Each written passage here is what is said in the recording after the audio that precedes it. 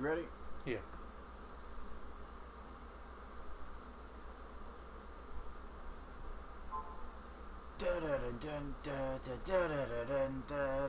We'll get some music eventually to start us off. All right. Well,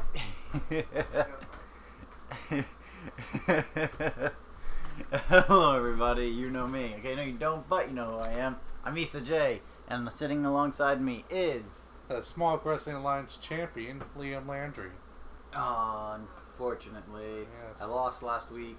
At Evolution. And we decided to, boycott Crown Jewel. Yes. So was not able to attempt to retain it on Friday, or yeah, it would have been Friday. We didn't do any coverage, didn't watch it. The only thing we know about it is what everyone else talked about it. So Yes, all the results. We know all the results. yes. But we'll get to them in the rant section later. So how was your week, sir?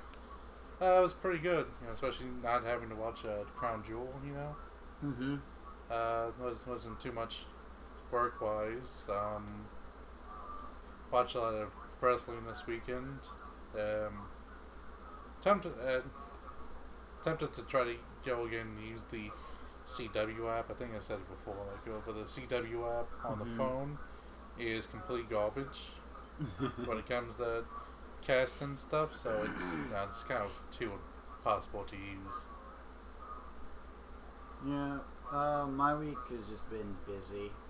Worked 4 days, where either I had 9-hour shifts that went past 9 hours, it's like into the 10, 11 hour mark, or I worked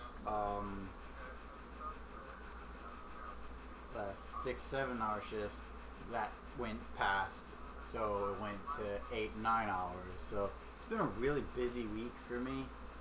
But at least I'm making money, so that way I can buy some new toys coming up soon. I don't know what his toys are. Camera equipment, Oh, okay. and computers and stuff for our production to make it bigger and better. Yes. We know how much you love the what was it when we were playing the game, the showmanship. So we're gonna try to get that going too. Showmanship. That's yes. That's not what you said. I don't remember the exact words. We're playing. It was the 4th of July. We were playing Phase 10 Twist, and he had all the cards in his hand, and he laid them all down instead of discarding one to win the game. So he just went 1, 2, 3, 4, 5, 6, 7, 8, 9, 10, 11. Dramatics? Yeah, dramatic. Yes. Yes. We're gonna make some money so that way we can have more flair for dramatics. We get pyro. Yes. Yes. At least we'll be better than WWE in that regards. Yes. That and booking. Those two things. I mean, we already book better than what they do. Yes. That's what I meant by it. Yeah. And also not alienating people. We also don't alienate people. No, we do not. Yes. We also don't take blood money, so that's another bonus. I mean, we're just piling up the positives against WWE right now. Yes. Alright, you ready to get into it? I guess so. Awesome. News outside of the WWE. It's the first category of the show. So, quick question. But What's been going on outside the WWE? well, I was going to talk about the New Japan events, Mm-hmm. the Power Struggle. I also had the finals of the Junior Tag League. I was just going to do a quick rundown of all the matches, give you an idea Alright. of what I thought of them. First one was an 8-man tag match. On one side we had Sabanaro Jr., Valdor Jr., Tiger Mask, and Jushin Thunder Liger versus the team of Toa Hanara, ACH, Chris Sabin, and Ryusuke Togachi. So this was a real fun match, as you can guess. There was good comedy spots in there. and it's all teams of faces there. So there was still a lot of respect amongst everyone. They actually all came together and hugged it out afterwards. But it was nice, good opener. Fun, quick pace and everything. So it was a nice way to start off. Next one, we had a 6-man match with the team of Kushida, Tomaki Homa, and Togi Makabe versus Robbie Eagles, Tangaloa, and Tamatanga. And along with them, at ringside they had Jado, and he also had Taiji Ishimori. They said Taiji Ishimori actually injured his ankle and he was on crutches there. But actually, at the end of this, he actually made the run in and hit Kushida with the crutches. So it looks he might have something a little bit because he was kind of limping off afterwards, but it's definitely not as major as they made it sound. But it kind of played into there, and it was teasing the fact that Tomohiro Ishii, not what it was, what did I say his name was? Taiji Ishimori. Yeah.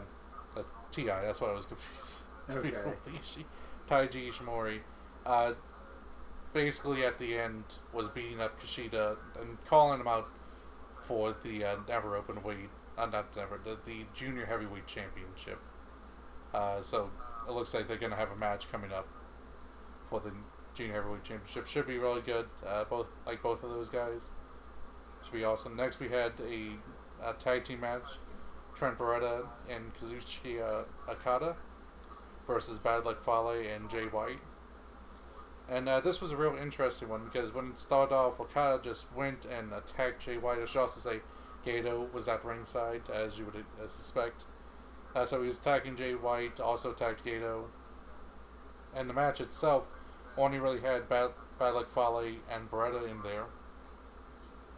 And Okada and Jay White just feeding on the outside. Had a lot of abuse there to Jay White. He got some offense into Okada, but it was mostly Okada beating him up. There was a funny part in there. I forget his name, but it's another member of Chaos who's actually going to be in the heavyweight tag tournament, the tag league, representing Chaos. Okay. But he was on commentary with Kevin Kelly, and I didn't think he was really that great. It wasn't terrible, but it wasn't really great. But he had one point where he yelled at Jay White because Jay White was they were both yelling at him because they both disliked Jay White, and he yelled at him, calling him a knife pervert. And I thought that was the greatest insult ever. But the match itself ended with Fale going for the hand grenade on Beretta, but instead of going for the pin, which he could have because Gato grabbed Okada's legs, he tried to go for the Bad Luck Falls as well, and Beretta reversed that into a sunset flip powerbomb, got the pin, got the win there. The only win that Chaos got versus OG Bullet Club throughout this tour, they were actually saying. So it was a good win for them, and it was good overall. Okada, Jay White called out Okada afterwards and said, I'll fight you anytime, anywhere. And Okada basically came back and said, right here, right now. As Jay White was trying to walk off, Jay White started to come back, but instead just closed the barricades, so they, to the exit, and just walked off. So building some heat, still building towards that matchup. And talking about also building towards the matchup, we have our next match, a tag match with the IWGP Heavyweight Champion Kenny Omega and his friend Kota Ibushi versus David Finlay and Hiroshi Tanahashi. So building up, of course, Tanahashi versus Omega matchup, but also they're going to have the Lions Break event in California, which I guess is going to have a lot more stuff for the young lions and everything. But it's also going to have some main stars as well. it's actually going to have a match between David Finlay and Kenny Omega. Hmm. I don't know if they said for the title. I would assume so, but so yeah, so it's actually building for both those reasons. That's the reason why David's in there. So this was a real good match. I mean, with all the people involved, it was nothing super special, but it was real solid all the way through, and it looked good and everything. Next one, we had the final for the Super Jag Junior Tag League Tournament with Rapani 3K, Show and Yo versus the representatives from LIJ, Shingo Takagi and Bushi, versus the Junior Tag Champions right now, El Desperado and Yoshinobu Kanemaru. And this right here, this was a really great match between the three. It was in the rules where only 2 teams can be in at the same time. You had to tag out. But they did some real interesting stuff in there, especially with Desperado doing the heel stuff as he does. There's a point where, very early on, where he needs to make a tag, but his partner is not at ringside because he got laid out, so he has to tag in the other team. He has to tag in the LIJ guys. Then later on, he grabs one of Rapani 3K so that his partner can tag him in, grab him like from outside so he can tag in. So they did a lot of that, a lot of guys coming in and out. It was, even though you were only supposed to have 2, since it's no real DQ, since it's a triple threat, more people were able to get in there, but it was a lot of real entertaining stuff, really good stuff like that. It was one of the best matches of the night, and it ended with Rapani 3K winning. And I think I said before, I guess I misheard them when they said, I thought they said before Rapani 3K didn't win last year, came close but didn't, but they actually did. So they're now the first team to ever win back-to-back junior tag leagues. And it's also interesting, too, that is the 3rd year that a Rapani team has won. Because before Rocky Romero brought up Show and Yo to be Rapani 3K, he was a part of a tag team called Rapani Vice. And they won the junior tag leagues the year before. So 3 years in a row, a Rapani team has won. That's interesting. Yeah, so Rocky Romero shown himself as a wrestler and manager, So, and also that does also show a trend of the night as well, for wins for Chaos and losses for Suzuki-gun. That's going to actually carry on as we go into our next match. Actually, it shows this is for the Never Openweight Championship match. Taichi, the champion, versus Hiroki Goto, who is a former champion who lost to Taichi. So this was initially going to be Will Ospreay's match, but he's out with the rib injuries, can't come back just yet. So they go in there, and I thought initially I thought the plan was to use Taichi as the transitional champion to give it to Ospreay, since he's not going to take it off of Goto. So I thought I guess they'll keep it on Taichi. They actually didn't. Goto does end up pulling this out. Taichi had the ability to win early on because he got a really early advantage on Goto, but decided not to take it, just being too cocky, and he pulls him up before the 3rd count comes in and starts trying to beat him up, and that ends up being his downfall, because Goto eventually starts reaching his 2nd win, then 3rd win after he gets beat down again, and they say it off in there. They're not even sure if Goto even knows where he's at, if he even won the championship, because of all the stuff that he went through. But he was able to pull it out and beat Taichi in a really good matchup there. Next up, we had for the Revolution Pro Wrestling British Heavyweight Championship, Tomohiro Ishii, the champion, defending against Minoru Suzuki. And as I said before, the trend of Suzuki losing and Chaos winning, this still goes on as Tomohiro Ishii holds on to this title. That was a really great show of selling and just idea of beating the other person. A lot of it, a huge chunk of it, was just the 2 guys trading forearms back and forth, and these really vicious, loud forearms back and forth, and Tomohiro Ishii and Suzuki barely looking like they can stand throughout it. Then there's still also a lot of other wrestling, even some stuff off the top rope stuff, but it was a really solid matchup for all the selling, for all the aggression, and that this feud there. And I think even Ishii was selling it even afterwards, because after he picks up the victory there, he kind of gets up he gets up like near immediately with some struggle, but he just walks off, like not even with the title, and he goes down. I think I said before, but in some venues for New Japan, they have the ramp, then they have an exit to the side, and the losers will take the exit from the side, and the winners will go back up the ramp. He like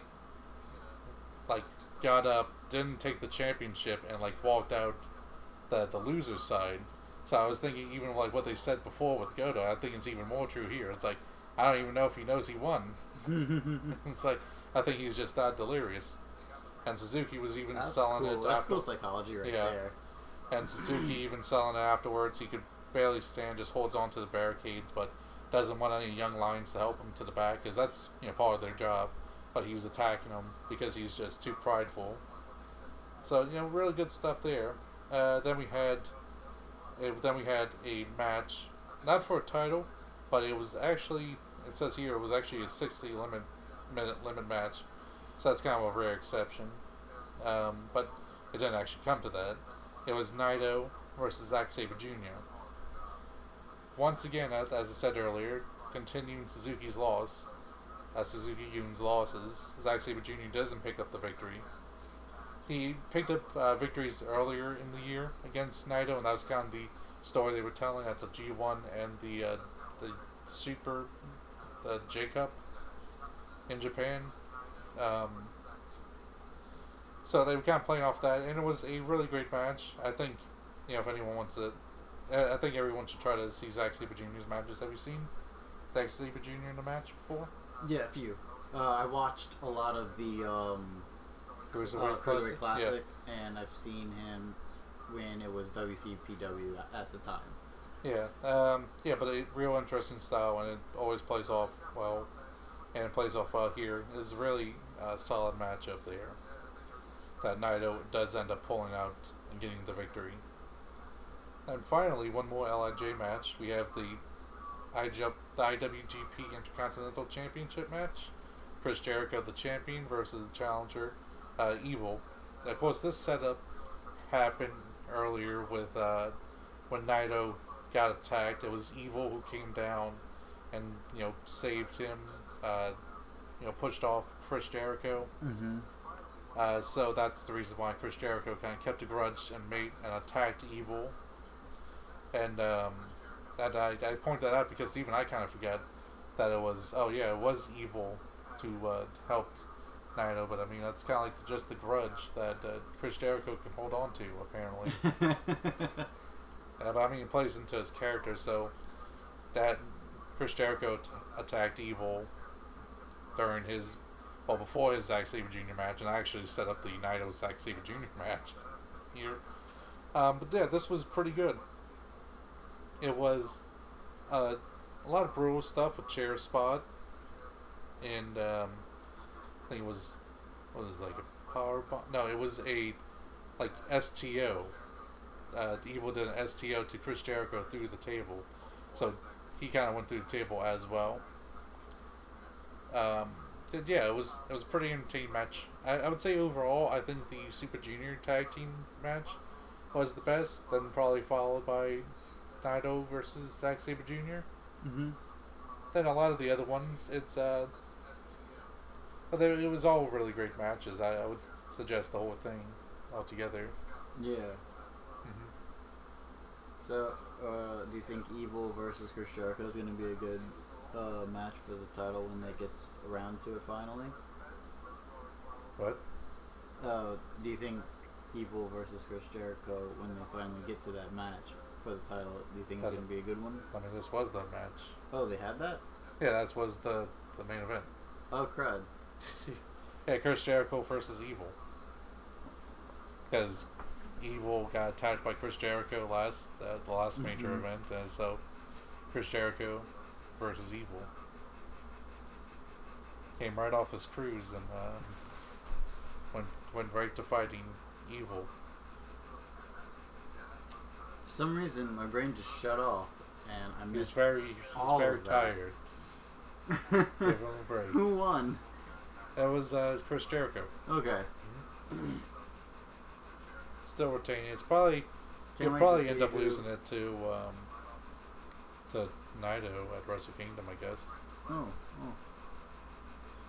I was about to say, I can't wait to see who he loses it to.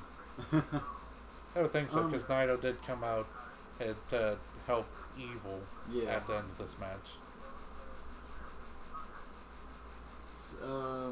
So for my piece of news, it's not as intricate, but November 8th, there's going to be a Fusion TV taping for Major League Wrestling, or MLW, and they just have a few of the cards that, or at least a few of the matches that are being, what is it called? Taking place? Yes, they're being recorded? Advertised. Oh my gosh. Like he said, I am so tired. Yeah. Anyways, they're being advertised, and I have quite a few matches to go down. And this is a really big... Yeah, I was watching the show, and they had a lot of advertisements. Yeah. So we have the Lucha Brothers, cornered by Conan. Of course, the Lucha Brothers are Rey Fenix and Pentagon Jr., or whoever... or whatever moniker Pentagon is using. They are your in MLW. Okay, so. They are your tag team champions over there. Of course, Conan is one of the biggest names when it comes to managers right now. They are going to be facing Hijo de la Park and La Park, and it looks like they are going to be presented by Salina de la Renta. So that right there seems like not only a great luchador match, but just a great hard hitting match in and of itself. Because La Park, whatever he goes by, is known for getting up to some crazy spots, and with having seen a lot of his hardcore stuff, Pentagon Jr. is bloody amazing. I think all four of these men and the two managers are over as over can be. So that should be a really fun match. I actually really do want to see that one. And Hijo de la Park, that's the son of La Park. So that is his son there. That's cool. Yeah. And then we have Low Key, presented by Salina de la Renta. Yeah. Again. She's the leader of one of the major heel factions.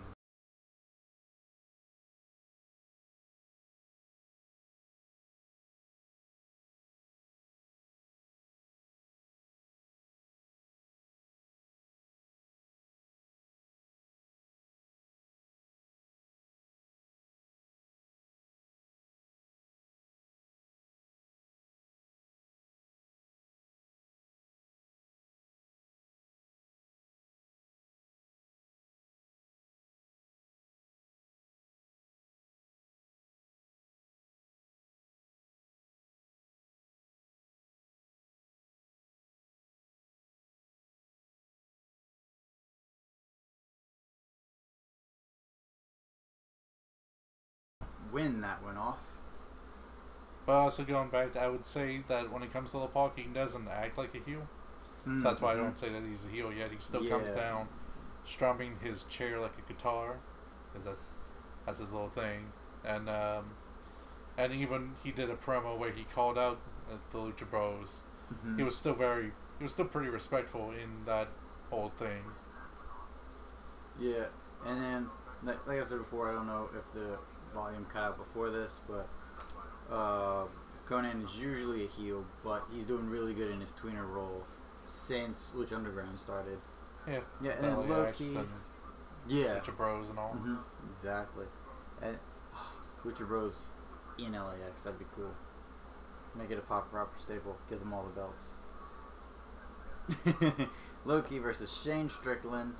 Of course, Selena de la Renta will be there. And this is probably going to be a really good match. Shane Strickland does really good work. And it's for the MLW Championship. Yes, for Loki's all the champion. glory. Loki's champion right now. Shane Strickland is the guy he beat for the championship. I think he's been champion either since Battle Riot or before. It was before Battle Riot. Before Riot. So he's been champion for quite some time now. Yes, at least over a month. Yeah. And then we have Tom Lawler versus Sami Callihan in a Chicago street fight. Obviously, Sami Callihan is great at Extreme Rules matches. He with OVE is just some of the greatest. But here he's actually with another faction. In this one, he's with Death Machine. Interesting fact: Sam Callahan says that Santy was his idea for NXT back when he was in NXT. And in Death Machine, you actually have one of the original Santy members who was in NXT Santy, and he got replaced by Killian Dane. So now he's actually in MLW with Sam Callahan as in Death Machines. Oh, which one is that? I don't remember his name off the top of my head. Okay, we might get to him. But yeah, that Chicago street fight should be pretty good. Yeah, I mean, he should probably even get into that match because Tom Lawler, he has his team, Sam Callahan has his, so be surprised if they weren't in there. And I should give the backstory. Tom Lawler, he won the Battle Riot to get the face Loki, and he once confronted him backstage to announce when he's going to go to attack when he wants the match.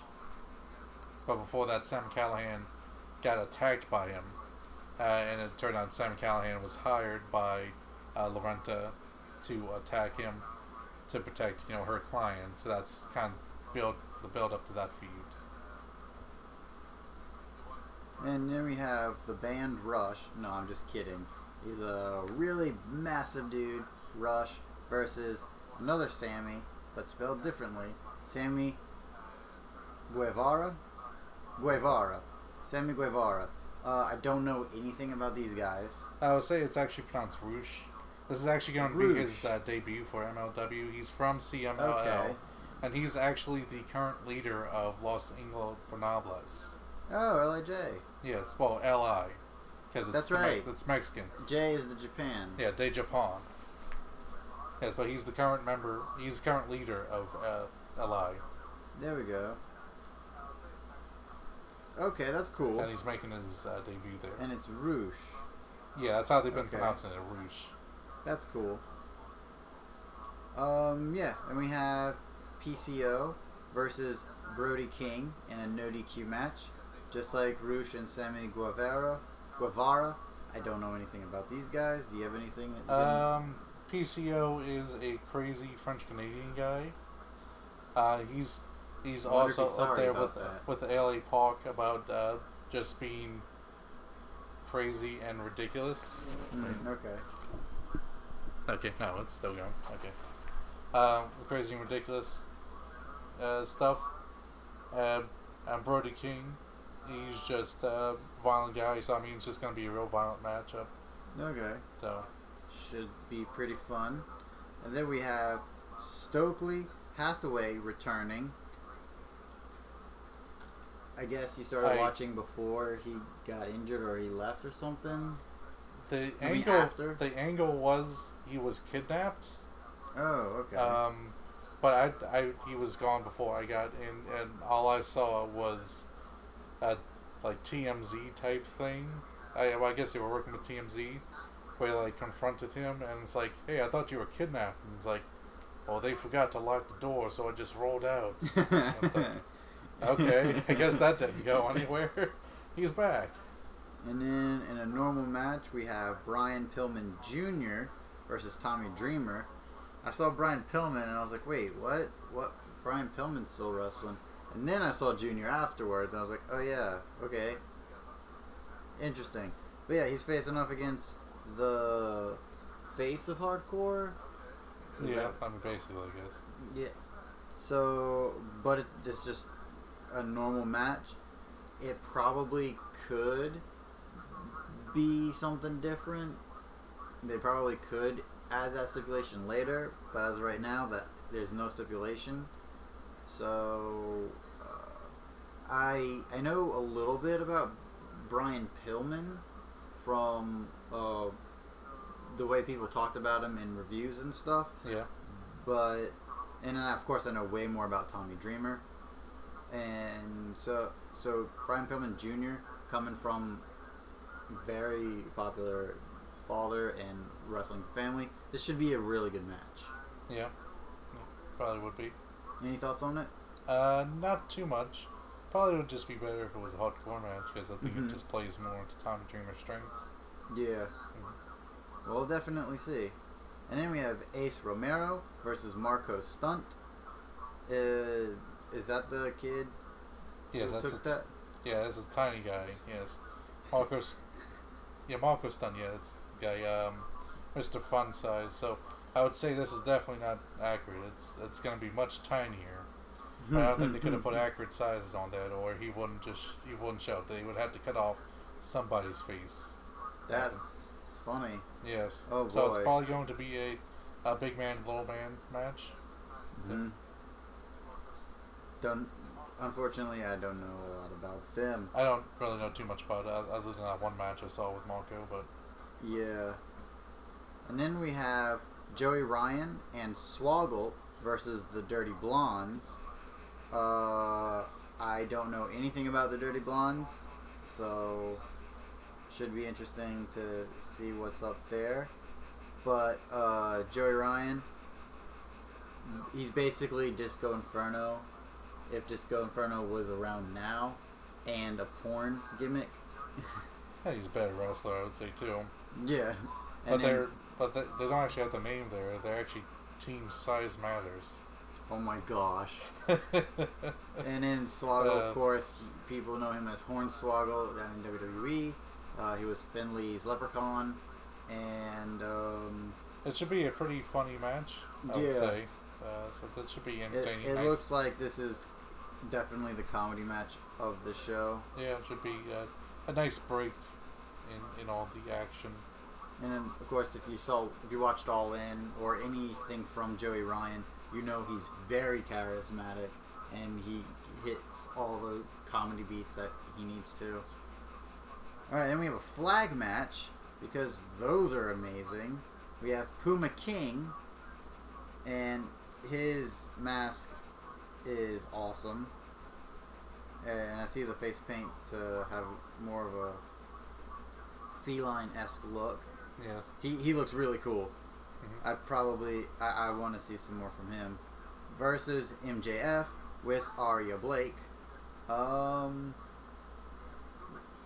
Flag matches aren't, unless they do something really different with it, flag matches aren't all that interesting. So it'll be interesting to see if they do anything with it, other than grab a match on the pole, stick it in the hole. It causes for a lot of unintentional hilarity, especially if you're John Cena grabbing the pole and going way too over the top with the oh. So hopefully we don't get that. But it is interesting to see that a lot of the Latinos are getting a lot more spotlight on, like, in this tapings here. So it should be a lot of fun, and it'll help us see more of the Mexican wrestling scene that we unfortunately don't get to see very often. I'd also say it's kind of interesting for MJF, the heel, being the one to represent America, versus Puma King, the face, representing Mexico, in an American, match. So that's kind of an odd situation there. Yeah, it's definitely different. So it'd be interesting to see how. I'm interested just to see how they present it. versus WWE's standard way of doing it. Yeah. Then we have Teddy Hart versus Jason Cade. Teddy Hart, of course, a part of the New Hart Foundation. Uh-huh. Don't know anything else other than that. I don't even know who Jason Cade is, so be interesting to start watching just to see what he's all about. Yeah. Anything you can think of about that match? No. Okay. I don't know Jason Cade either, so. Okay. Then we have Trey Miguel versus Koto Brazil. Not Kota Ibushi, but Koto Brazil. Don't know a thing about these two. Same. Yeah. So, at least it'll be a way to see new competitors and... I mean, at least new for us. Yeah, exactly. New for us. And then we have the $10,000 Simon Gotch prize fight. I have no idea what that's about. Do you have any clarification on it? I mean, Simon Gotch comes out, says that he'll face anyone, and if they can last, I think it's even just last a few minutes with him, they'll get, $10,000. Okay. So it's mostly just him come out and someone comes out and he just beats them.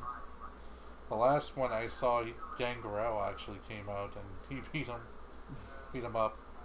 He beat up Gangrel and got him.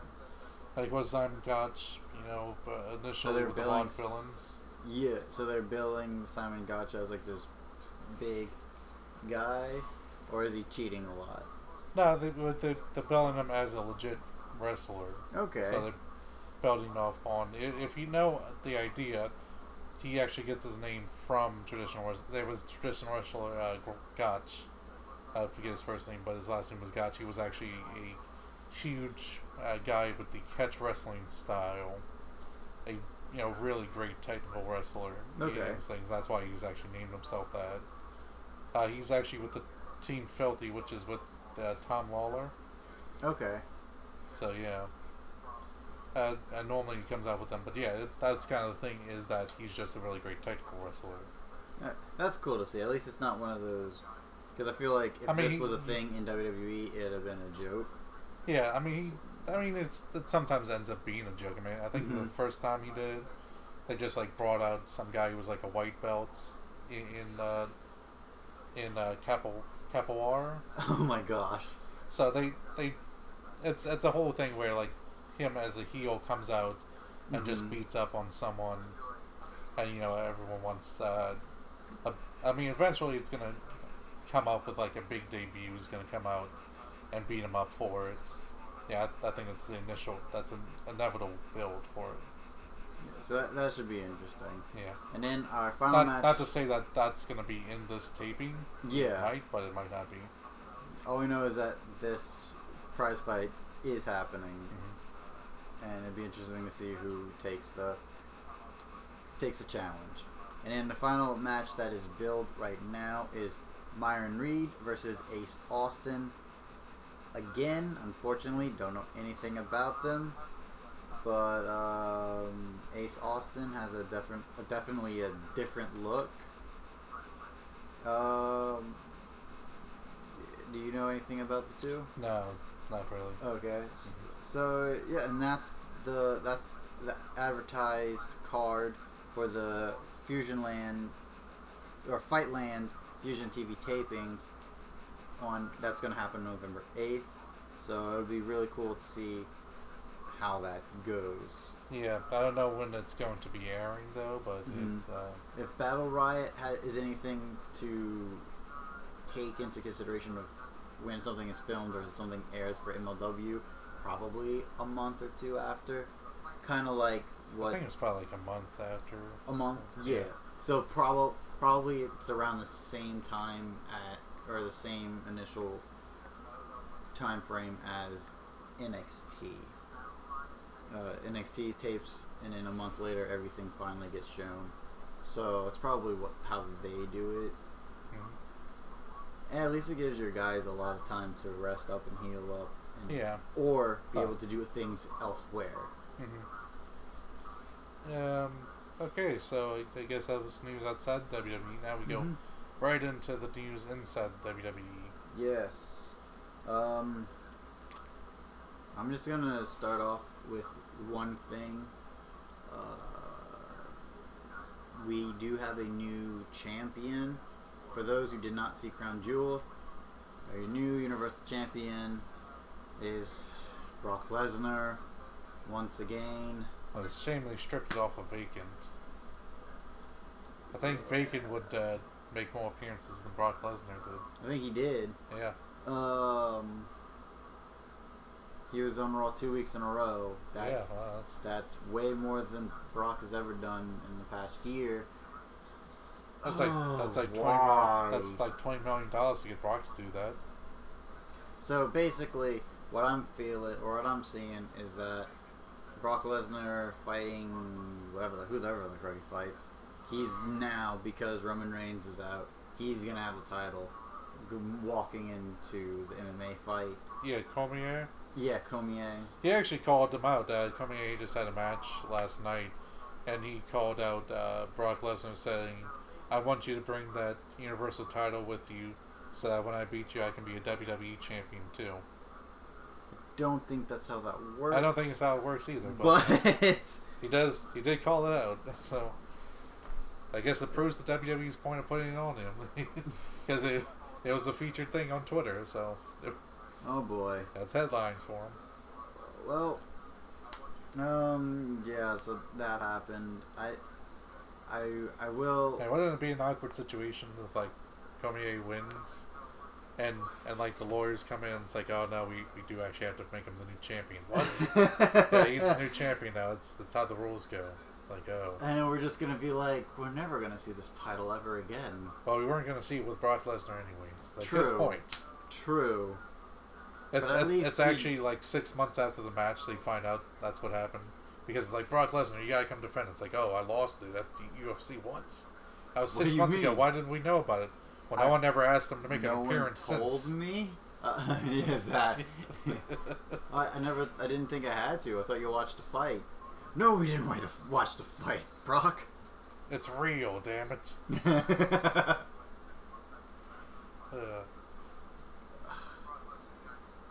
But that would be really funny if they're billing Brock Lesnar, and instead of Brock Lesnar coming out, it is Cormier, and he's like, yeah, and we're like, wait, what? Cormier, what are you doing here? I'm the Universal Champion. Since when? What's go? But also that'd be really stupid. It'd be stupid they in a good should way. have just. I guess so. Hopefully they do it right. But the things I have to say about it is, why didn't you pull the trigger on on Braun Strowman? You had so many opportunities to do it before, and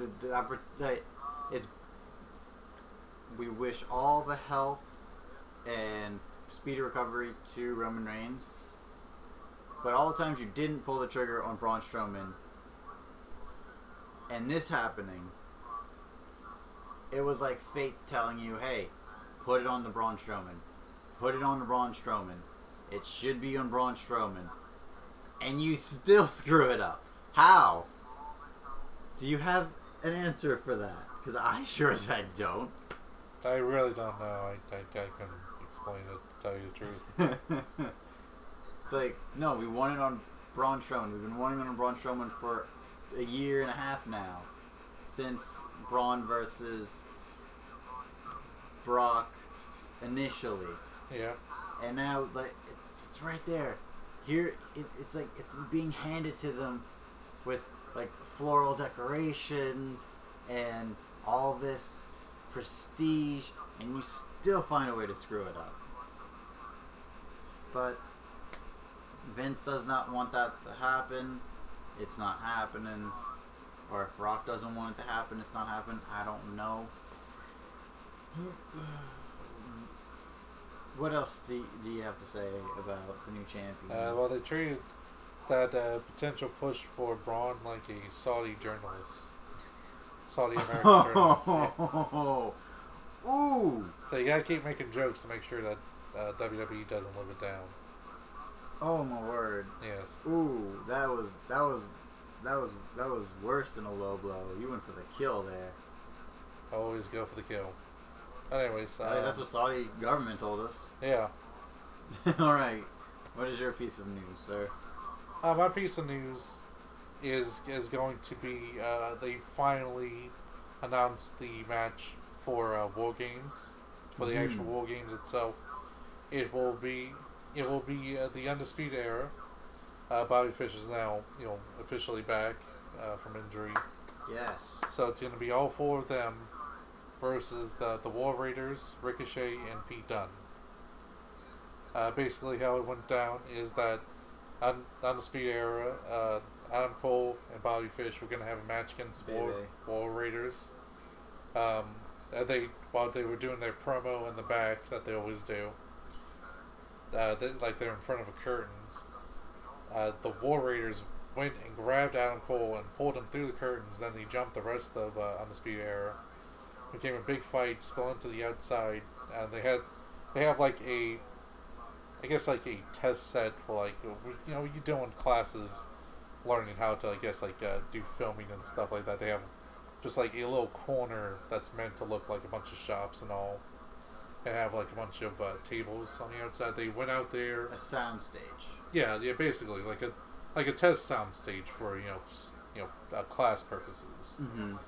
So they have that on the outside. They went and brawled out there. Then Ricochet came in and also joined in the brawl, and then spelled back into the arena, by ringside and in ring as well. And then as Undisputed Era looked like they were gonna get the upper hand, Pete Dunne came down with the chair and started attacking people.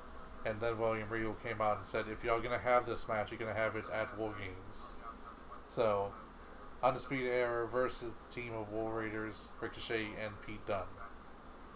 So, obviously we have Pete Dunne and Undisputed Era with their own storylines, especially Roderick Strong. Yes. Ricochet and Adam Cole have their story. War Raiders just coming out of nowhere and just destroying them. We have that story. Well, they've been going through attacking each other for a while now. Mm-hmm. So they've been building their storyline as well. So it's all very well built storylines. So is this going to be for this. like a title opportunity or an actual title shot, or the actual titles?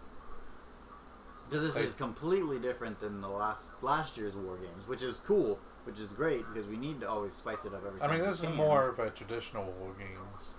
Okay. That's what they had, because it's normally just two teams versus each other. Last year, they did 3 teams of 3 versus each other. Mm-hmm. This is more traditional. They didn't really explain that, but I would assume that it would be at least a title opportunity.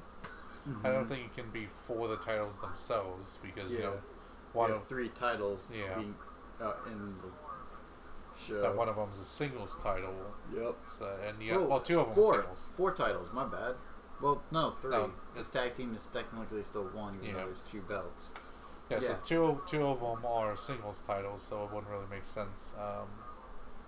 Unless they just like Undisputed Era wins and Adam Cole takes back the North American, and then I guess Bobby Fish takes the. Oh no, it had UK. to be Kyle O'Reilly because that's O'Reilly? that's the most British sounding name of the.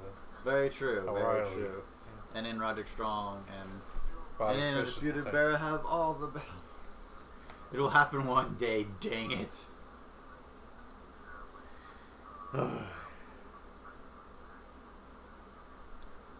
don't they have all the belts? No.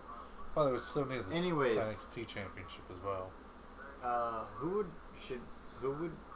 And they would also need to bring in a woman to win the women's championship. And then branch out into the UK scene in order to get all of those belts. Yeah, and also right now we have the women's match. I think it's going to be another rematch for Kairi Sane versus Shayna. Already. Yeah, I mean, Okay. I don't think it was officially said, but it should logically be. I mean, I feel like they should do something a little bit different and give Nikki Cross that spotlight.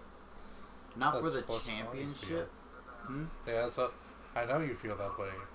But Nikki Cross right now, she actually may fight Candice LeRae actually. Well, that would actually be really cool. Candice LeRae versus Nikki Cross in a #1 contenders match.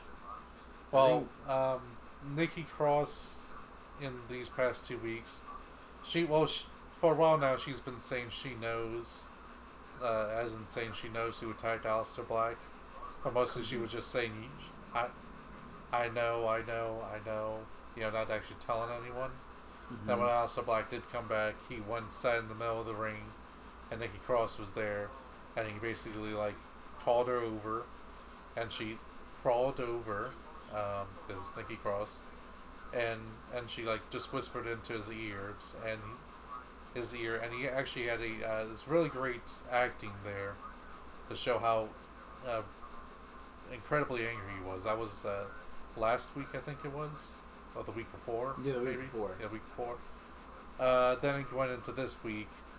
Nikki Cross had a match, and Candice LeRae actually came out and confronted her and was saying, that was 2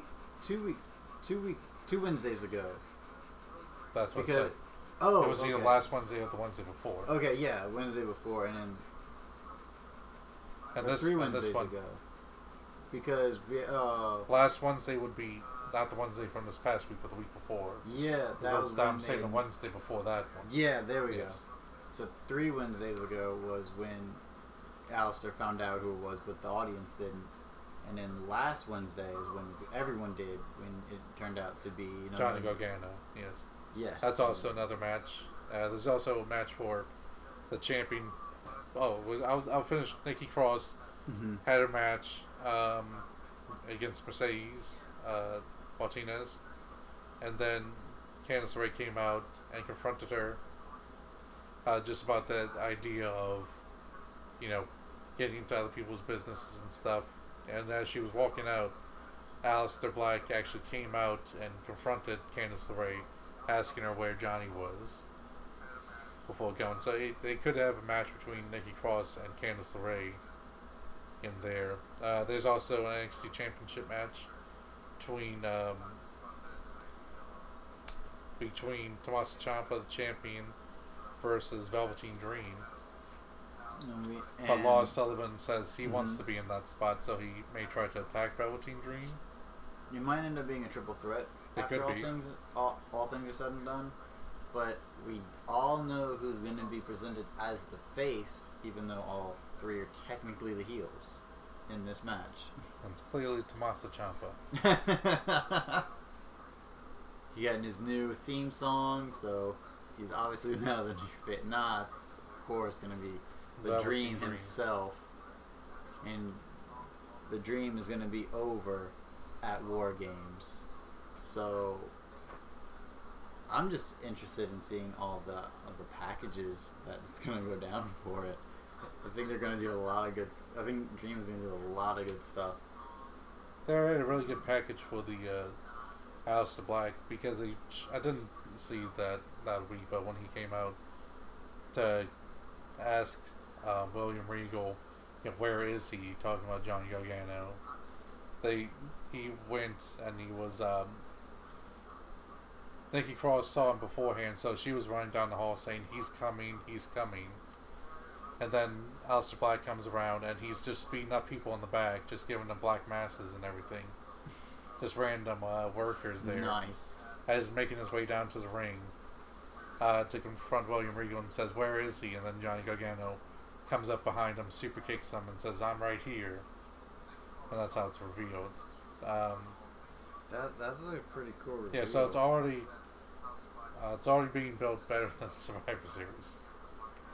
Survivor Series is going to be another brand versus brand. We're sick of this. AJ Styles versus Brock Lesnar. Yeah, that was announced. Nakamura versus Seth Rollins. That hasn't been announced yet, but... Oh, it hasn't? I thought I saw a picture of that on Twitter. Oh, then it has. I haven't been looking at WWE's Twitter, so the only 2 that I remember... let's find this and do that. Anyways, as we're saying, War Games, so those are the only 4 matches, or 3 matches right now.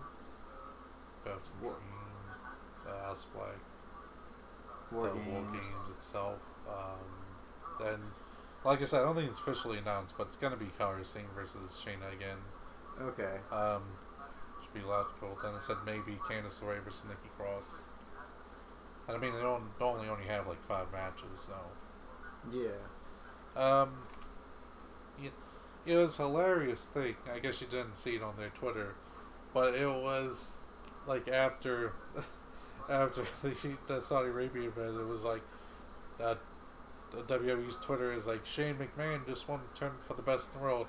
Can you believe it? And I felt like, no, I can't. WWE. Yeah. It felt like maybe they didn't even believe it. It's like, do you think this is plausible? Or do you think we just jumped the shark? Wait, for what part again? For the best in the world, the World Cup. Yeah. No one. It's like, no, WWE, you didn't jump the shark. You jumped the Sharknado. Oh my goodness. So true. Wait, what? It's time for a 6-man tag team action at WWE Barcelona. Apparently, AOP is going to be facing off against Jinder Mahal. And the Singh. And one of the Singh brothers. And Alicia Fox? I don't understand. The way this tweet is made up is very confusing. Is Drake Maverick going to be fighting the woman? I don't know. At least he's not in the same gear as the other two. And they actually kind of changed up the gear. Or, no, it's the same for AOP. Never mind. Anyways, what would be the next thing? Yeah, I was gonna just look up to see if any of the card for Survivor Series has started. But... You were about to say SummerSlam, weren't you? Shut up. But I just see a lot of... It would have been buried by a lot of stuff. Yeah.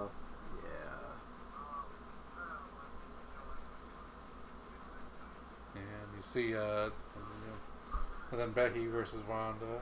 So Yeah, that one is definitely I happening. guess... Was SmackDown Tag Champs the New Day, isn't it? No, it's still the Bar. The Bar? Mm-hmm. Oh. The, I didn't even know when Bar won it. Yeah. So, I was watching in Cultaholic. Basically, what happened was, Big E was in the corner. The ref was distracted. KO punch. Oh, it was bro kick. Okay, that was for that Saudi Arabia. Okay. Yeah. I did hear about the win. I did hear that it was for the championship. Okay. I guess I would have thought of that if I remembered. But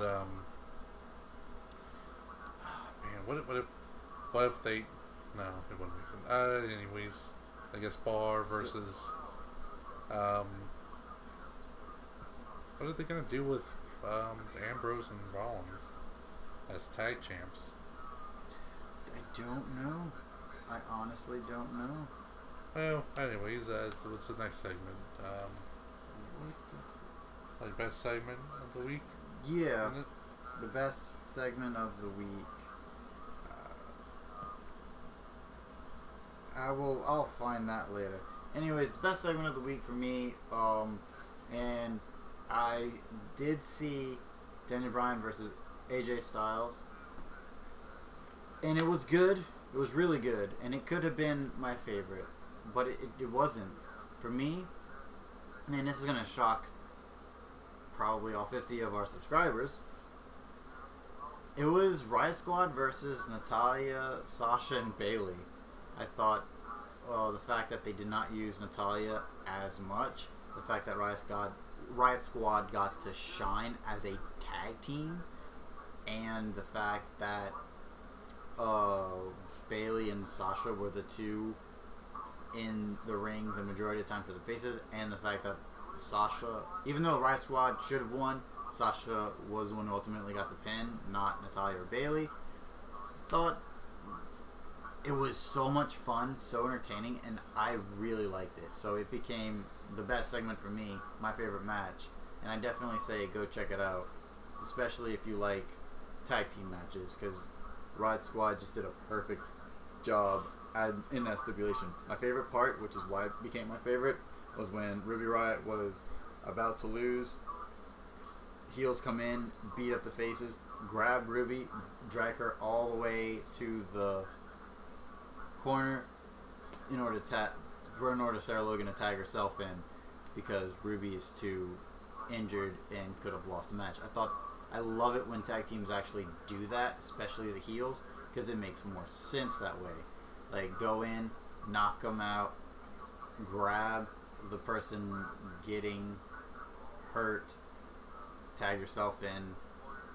You don't really get to see that. The first time I saw that in a long time was when Braun Strowman did that with Finn Balor. And that was, I think, June or May, April, one of those months early in the year. So, because Riot Squad was able to put on a great show, a great match with these other three women, and Natalya not even being my favorite, I thought this was my favorite match of the week. Okay. My favorite match of the week. It's kind of hard. I watched about, we watched Evolution from last week, and then I watched about good 6 hours of wrestling just this weekend alone with the New Japan, NXT, NXT UK, and MLW. And while I said I enjoy all the shows, and thought as a whole NXT and NXT UK were very good shows. At least the first NXT UK, I didn't watch the second one. I would probably say the best individual match was probably that triple threat for the Super Junior Tag League tournament. I'm gonna have to check that one out. Yeah, it was really good overall. Really fun. I talked about it in there, but it's real fun, good psychology stuff, and a lot of action for all of them. It was a really good, solid all-around match. And I did find it. You were correct. Seth Rollins will be facing Shinsuke. Brock versus AJ. Ronda versus Becky. It's only 3 matches as of right now. Since they didn't announce the tag teams, that could mean that some of the tag is going to be in the Survivor Series matchup as well. So I don't know if it's going to stay on the bar then. This wouldn't make sense for the bar to be on SmackDown, this team, especially when it's going to be led by the best in the world, Shane McMahon. Speaking of which, should we get into our rants? Yeah, let's go for it. You go first. Me go first? I know you're ready for it. Oh, okay. So my rant is going to be on Shane McMahon, and how do I put this in a most delicate way possible? Spoiler alert, he's not going to do it in the most delicate way possible. I wish that Shane McMahon, when he jumped off the Hell in a Cell, he would have, instead of landing on a pad, the air pad cushion thing, he would instead just fallen into the depths of hell and never returned. Because I am so tired, and this is going back to the of course the Undertaker one. Because I'm so tired of him being there. I'm just real tired. It's like out of all the ones, Vince McMahon, understood it, that he can give himself wins, but at the end of the day, he has to lose. Stephanie doesn't get that all the time, because she rarely gets the the receipt, as they call it, the payback. And then Shane definitely doesn't get it because he's actually trying to push himself as a face in there, and it's the same logic that would see Charlotte as a face, but it's ramped up even more. He's putting himself in these high-profile matches that would be much better without him. Putting himself as a real contender in those. Remember back to the WrestleMania with Daniel Bryan getting taken out for most of that match, so it was Shane McMahon holding his own against two people. Not only two people, but El Generico and Kevin Steen. I mean, Kevin Owens and Sami Zayn. You know El Generico died in that bus fire, saving the Wolfens. Everyone knows that. But anyways, yeah, it's such dumb things, and the idea that you would have him win this tournament when he wasn't even in the tournament. Like, you could go and ask someone, I can give you a million guesses, and you never guess who won the tournament. And I don't think they would literally get that, because how could they ever go, like I said before, it felt like even WWE's Twitter page didn't believe it. It's like, can you believe this? It's like, no, I can't. I don't think anyone can, WWE. Why would he win this? Well, I mean, I know why he wasn't in the tournament, because they know he couldn't wrestle that many matches in a single night. But maybe that's proof that he shouldn't have been the best in the world. Why wouldn't you? It would make so much more sense to just give that to Rey Mysterio. He's returning, you know. You have like Randy Orton tag him earlier. Maybe be like, have him play very weak, very injured, because getting attacked and keep getting attacked after matches and stuff. But pull it out, it would have been a nice win, a good pop, and and good build for his return. But it's like, I can't even grasp the number of dumb things that one thing is. It's like the most bizarre and dumb, stupid thing that I've ever saw, ever. Like, I can't even put into good words how dumb and stupid it was. And I'm glad I didn't watch any bit of it, and even like the weeks leading up to this, so that I would have no actual care. Because think if I was actually invested in the World Cup tournament, how even more upset I would have been. I was watching week to week, and after, I think, the fourth American to get in, even though some of them faced actual non-Americans and they lost, I was just like, okay, this is getting ridiculous. The next week, it was Seth versus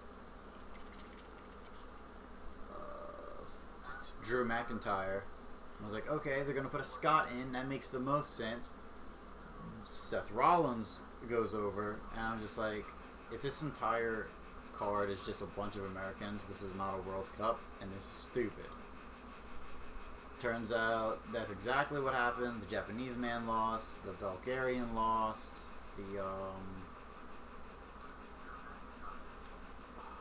who's the other one? That there was another non-American person who just lost, and it's just like, okay, this is just Vince McMahon saying, oh yeah, America's the best in the world. You could do that, but actually have other countries competing and make it a lot more, what's the phrase, a lot more enjoyable. John Cena leaves, they have to change everything on the fly, and this was their answer to that, but it was the wrong answer. Apparently this was, I heard rumors that this was billed for some time now. This was always going to be the thing that happens. So they were going to let Dolph Ziggler beat John Cena? Or was it going to be John Cena losing to Cena losing to the Shane McMahon. Shane McMahon. That's the best wrestler in the world, as it's referred to now. It's an official thing, official title now. Best wrestler in the world, Shane McMahon. Why does he always have to? Why does WWE? What is up with them always wanting to troll us lately? I think it reaches level of Jeff Jarrett proportions, which is giving himself the title and putting himself over in his own company that he owns. Mm-hmm. Oh my god, it's so annoying, so terrible bad. This is almost as bad as David Arquette being champion. Or is it worse? It's worse. Oh boy. Because, I mean, at least with David Arquette, he actually didn't want it. Like, the story from David Arquette is he's saying, is that he said when they approached him with that, he said, I don't know, that it seemed like it'd be insulting to the title for someone who's not a wrestler to actually have him, and they pushed him into it. At least David Arquette knows prestige and honor for the wrestlings and the titles and stuff. At least he respects that. I don't think Shane really ever did.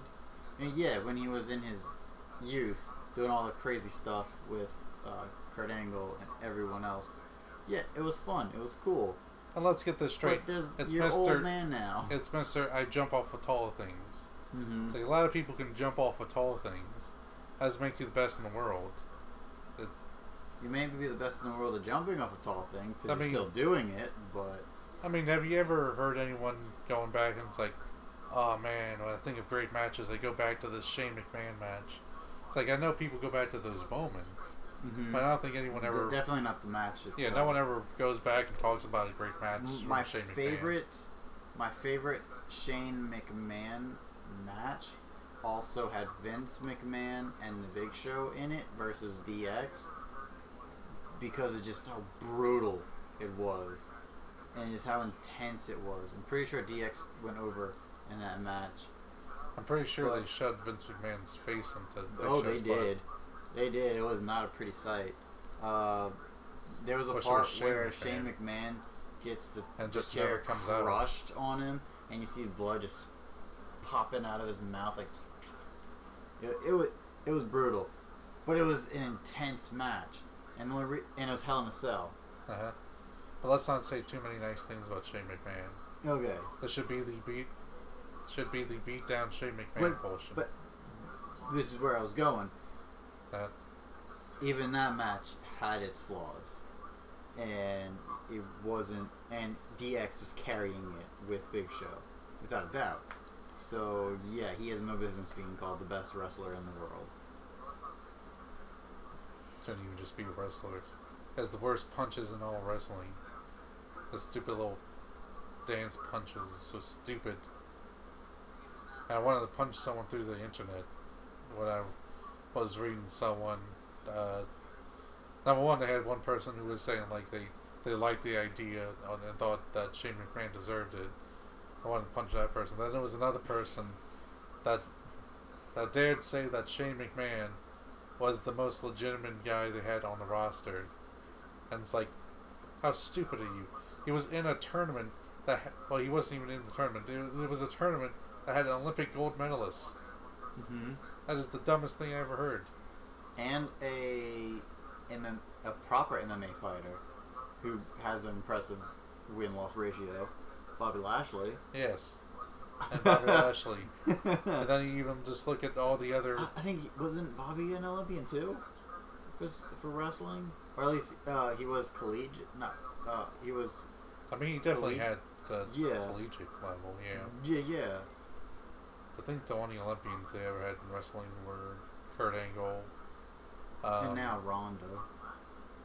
Well, that's not in wrestling, though. That was in judo. True. Okay, yeah. She's not a gold medalist, too. I seen someone on the internet the other day saying, like, she's a gold medalist. No, she wasn't a gold medalist. She was a bronze medalist.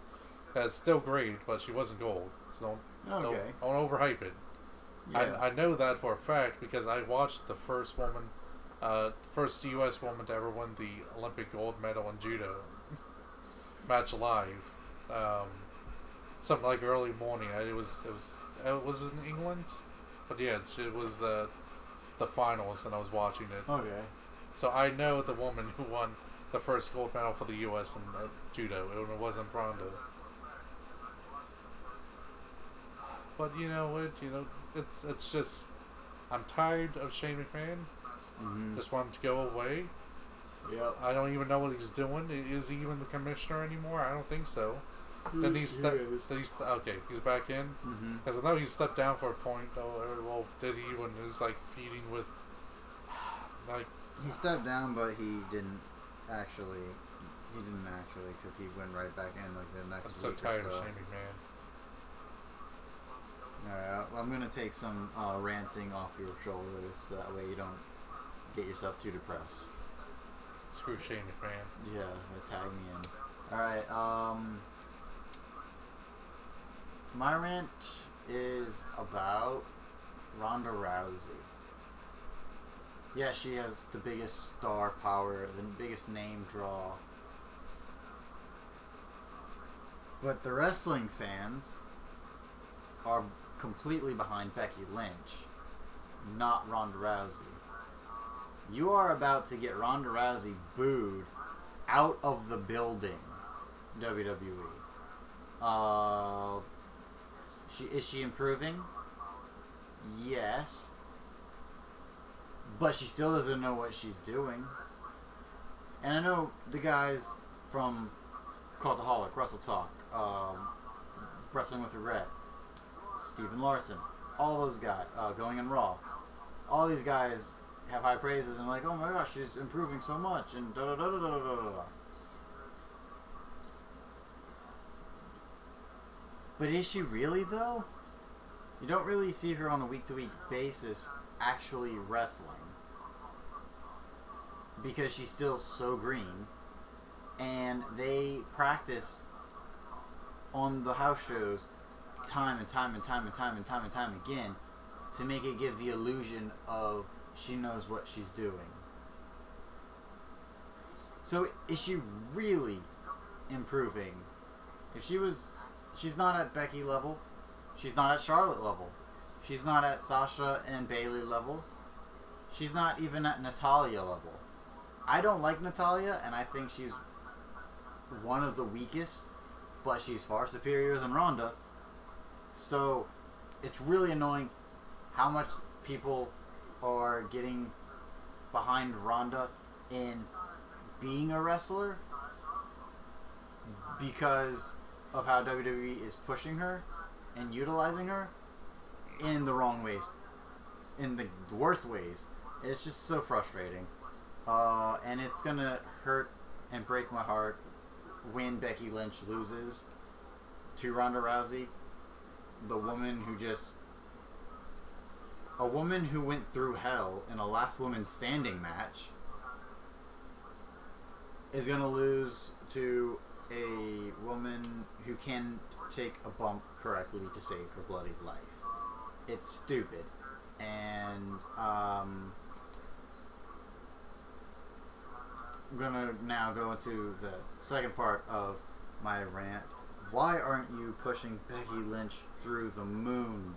I don't care about the heel-face dynamic, especially not with Becky Lynch. She is so entertaining doing her own thing on Twitter. She is so entertaining when the camera is on her and she's just going at it. She can make the worst material fun, and yet you still treat her so horribly despite her being champion. Why? That's so stupid, and it ties in with the whole Ronda Rousey and pushing her too heavy. You are about to get people really against Ronda Rousey, and if it goes around the same way as it did with Charlotte, I don't want to have to say it. I lie. I'm going to love it. I will straight up tell you to your face, WWE, I told you so. There's my... Yeah, I mean, I think Charlotte's far more along than Ronda Rousey is, and you saw what happened there. It's going to be the same scenario, basically. Mm-hmm. Especially start booing her after Ronda drops her on her face. The minute Ronda Rousey does a botch, the entire arena will turn, and it's going to break my heart to see Becky in that way. At least it won't be Bliss again. True. I don't want her to get injured for a third time. Fourth time even. Yeah. She got her arm injured the first time they ever wrestled. Her arm injured the second time they ever wrestled. And then her face injured, or she got concussed, on the house show. She didn't land on her face. I would say this again. She landed on the top of her head. That's a dangerous motion right there. Yes. It's almost as bad as continually watching. I don't know why he still does it. Daniel Bryan doing the headbutt dive or diving headbutt. Yeah, it's so that's He did that. Jumped too far. Shelton Benjamin tried to roll out the way. Didn't roll far enough because Daniel Bryan rolled too far and it connected. And they were both like, oh. And then I was like, oh, why, Daniel? yeah, it's real stupid that it's a thing still. Mm-hmm. I have in Japan. I talked about him in New Japan. So called Homa. Mm-hmm. He's coming back from major neck injury, and that's his signature thing is his diving headbutt, and he does it a lot in matches. He did it a lot in that match. Oh my! And I was like, oh, man, geez, This is why you're hurt, you idiot. Stop. Yeah. Let's have some fun and book something. What do you want to book?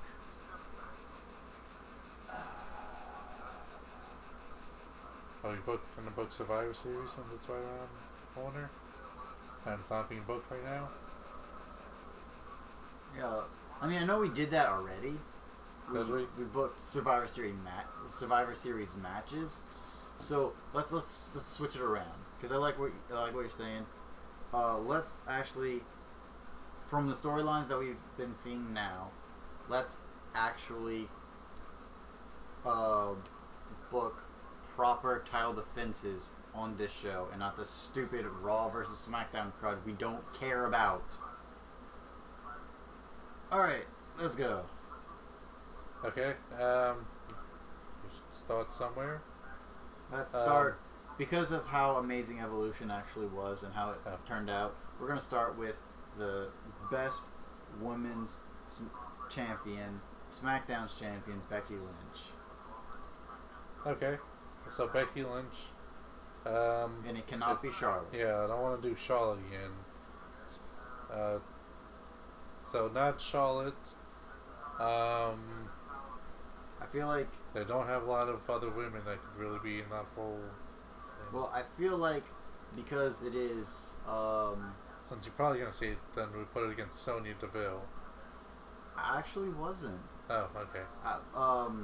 Because of her recent face turn, and because I feel like it would be interesting to actually get the match we were supposed to get at SummerSlam, Carmella versus Becky Lynch.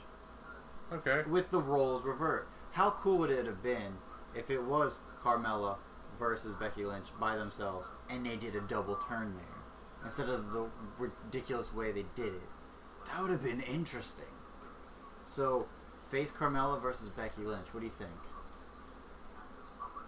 Sounds good, I guess. I guess we go with having. Does she get a? She got a rematch with Charlotte.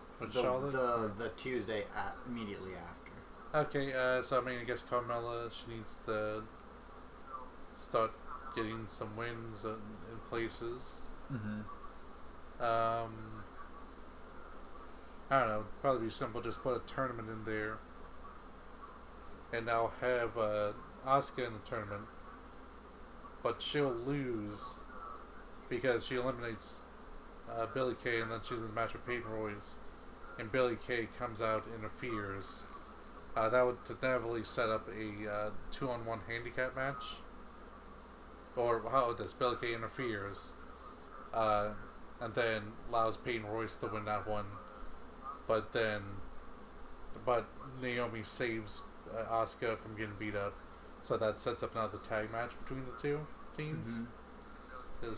So just to have Asuka get out without having to lose look weak.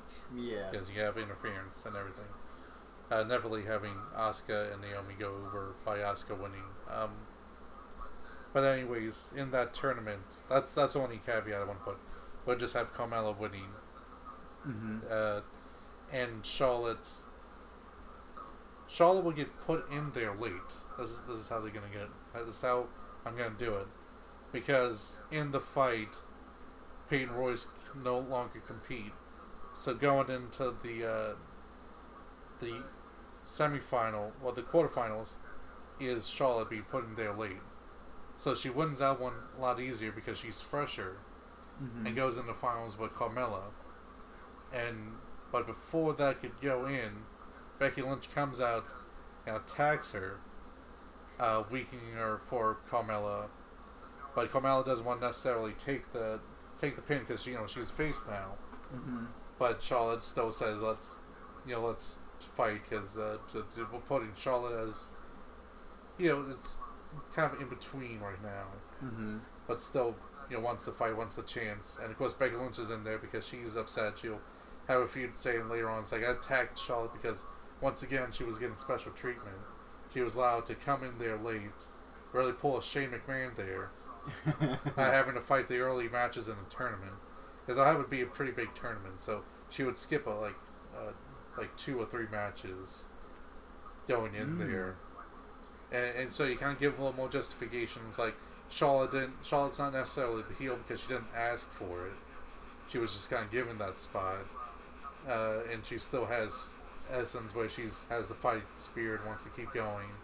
But Becky Lynch, attacked her, but is also correct in the sense that it's unfair that she got that spot. Yeah.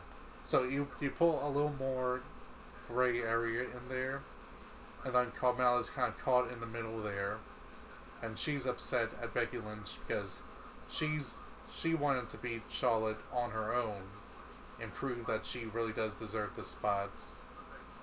And that leads to her heat with Becky Lynch and wanting to beat her and say, like, once I beat you, I'll fight Charlotte again for this title, and I'll beat her as well and retain this title. And that's a setup for their Survivor Series matchup. That's the best I can do in 1 minute's time. Dude, I'm invested. Yeah. Seriously. That... Obviously, we don't have the I don't want to say thickest roster because that's not the right word. Yeah, no, deepest. I'm saying We don't have the deepest roster for the women for a tournament like that, but we can easily bring in some NXT. Yeah, you can bring women. in some NXT women in there to not help fill not out even the first round. just fill up the round. Something like Vanessa Bourne, like Lacey Evans. Maybe even Bianca Belair. Yeah, Bianca Belair as well. Yeah. Have them go and lose into the ones that will eventually carry the storyline further. And it's not going to hurt them because they're facing off the main roster women. And if they put in a good show, in which we know they will, it'll just improve their worth. And it'll actually give some fun continuity between NXT and main roster, even though they're in their own separate universes, apparently. Yes, and along the whole way, too, I'll have Carmella making very last-ditch come-from-behind victories to really build her up as a babyface. Give her real potential there.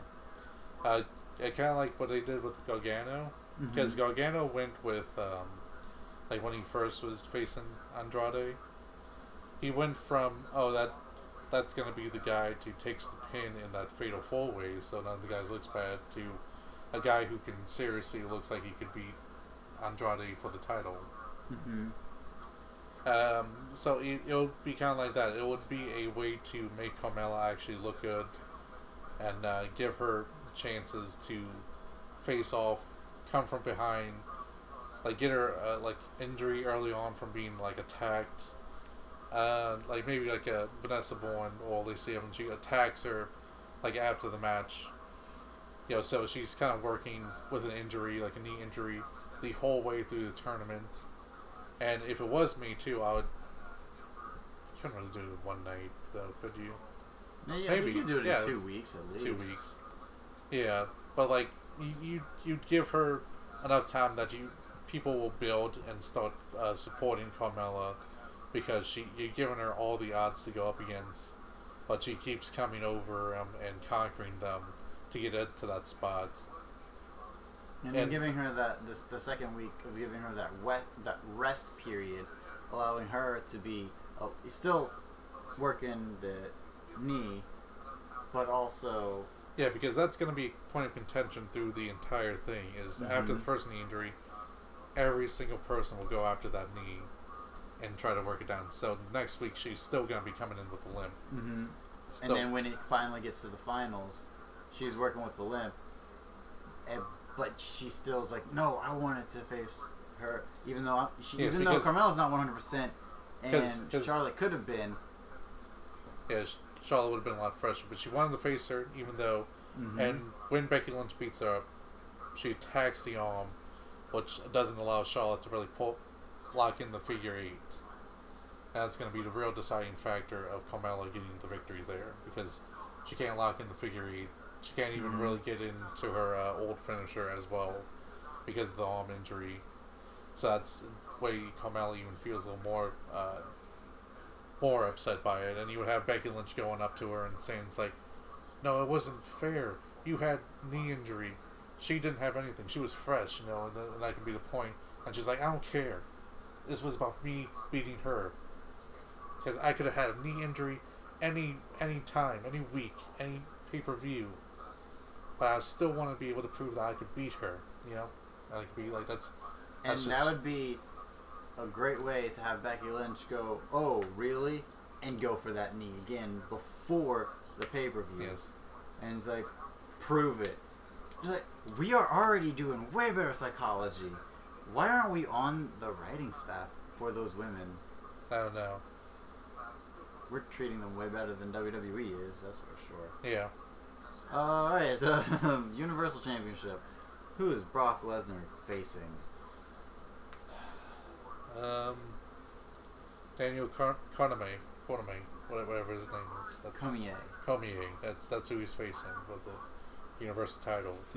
Cormier to go over and be the new champion, Universal champion. I'm actually gonna say a little bit different, and I'm gonna say AJ Styles. And then AJ Styles is gonna be like, yeah, last year we had a match. I didn't come out on top, but I learned a lot more, and I've done a lot more than you have in this past year, improving and growing. So if you're up for it, I'm putting my title on the line if you are. Brock Lesnar does. Brock Lesnar loses. Your new Universal and WWE champion, double champion, AJ Styles. And then AJ Styles can vacate it and just be like, yeah, I told you I was going to win. Or maybe not vacate it, because then they're just going to give it right back to Brock Lesnar. But we're booking it, so he vacates it. Or he's like, you know what? I want to give this to someone who I think can represent me very well, and he gives it to Prince Devitt or Finn Balor. So Finn Balor is the acting Universal Champion to AJ Styles, and AJ Styles is the WWE Champion, and it'd be a lot better than what they're doing now. Unless you have anything to say against it. Nah, I mean, I don't care enough about it. Okay. Yeah. So. Who's Seth Rollins facing? Seth Rollins is. Because I think he's going to be pulling double. Nah, I guess not, because of the Survivor Series matches and stuff. Don't. I mean, you can't face Dean Ambrose just yet, I don't think. I mean, they're still tag team champions for all. I don't know. It's in a tight position. It has to involve Dean Ambrose somehow. Mm-hmm. Who I would also say should have actually interfered in the Saudi Arabia match instead of Drew McIntyre. I mean, if you really want to keep that, yeah, I would guess not. I mean, I'm sure if they weren't on the show, they probably weren't there. Yeah. We don't know anything about what happened with that show because we just didn't watch it. We stuck to our guns and we didn't watch it. Seth Rollins,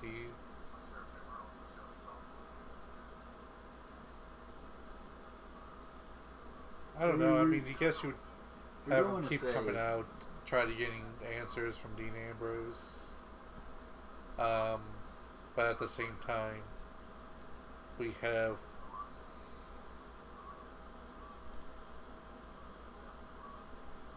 who would I put in this position?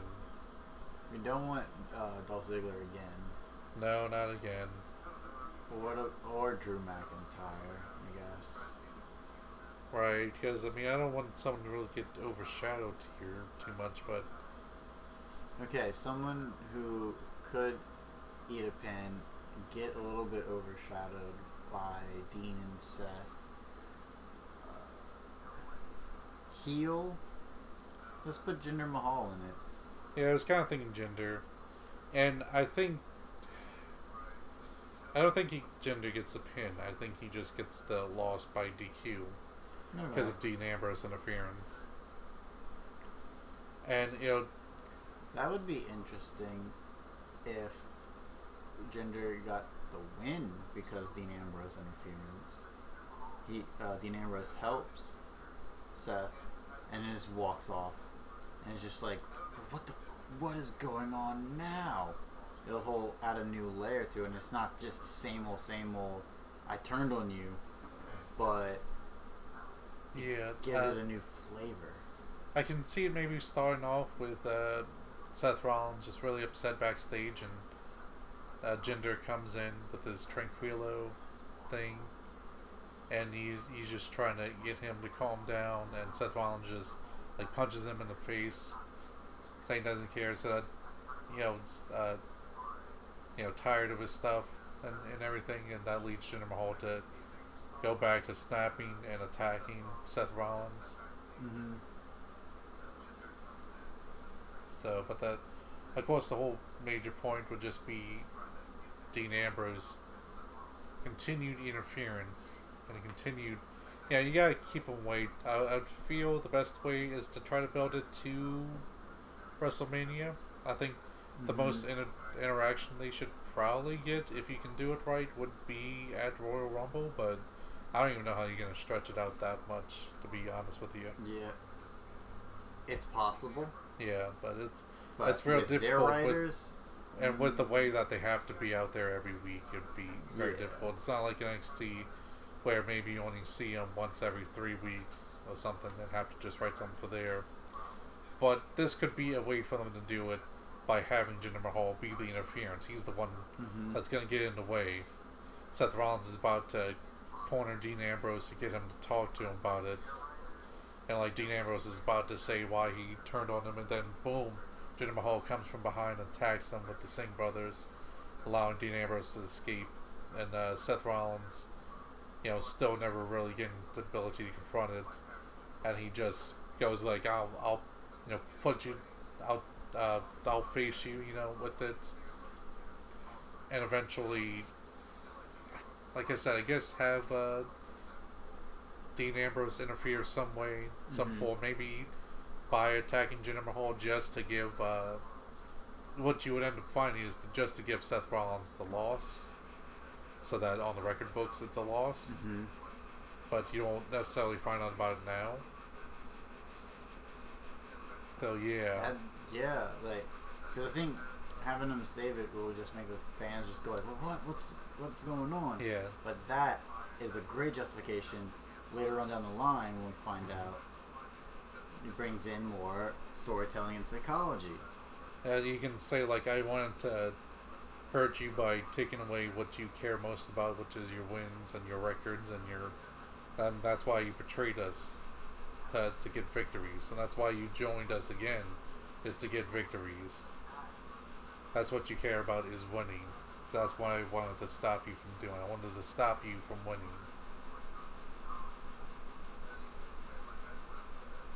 And then that's just the start, and then every month you're just basically going to have someone interfere and be the roadblock that would stop the Dean Ambrose from Seth Rollins from actually going and butting heads with each other and getting to the, until you get to the Royal Rumble where they'll just immediately knock each other out of the ring. Like Seth Rollins is in there, he's probably been in there for a while. Dean Ambrose comes in, immediately gets in there, and they both like go and drag each other over the top rope, fighting on the outside, have to be taken away by refs. Maybe even some other superstars that just recently got knocked out. Yeah. Like, this is a story that we want to be told, not the story that we are actually being told. And then Baron Corbin sends them so much better to friends counseling. Okay, don't ruin it. Don't ruin it. But yeah, that's the most I would say with that, because you don't want them to have a match already. Oh, I think you need to having do something 2 roadblocks would be enough, because the next one after Survivor Series is TLC. Yeah. So 1 for Survivor Series gender, 1 for TLC. Whoever the crowd else is there, but always having that. Will he help Seth? Will he not help Seth? Kind of dynamic. Just having that confusion when in fact he is hurting Seth in his own way, and you don't really find out about that until the go home show before Royal Rumble. That would be, and then when they're in that Rumble, it's the most heated, because after that big bomb that Dean Ambrose just laid, and that will be the greatest build to WrestleMania.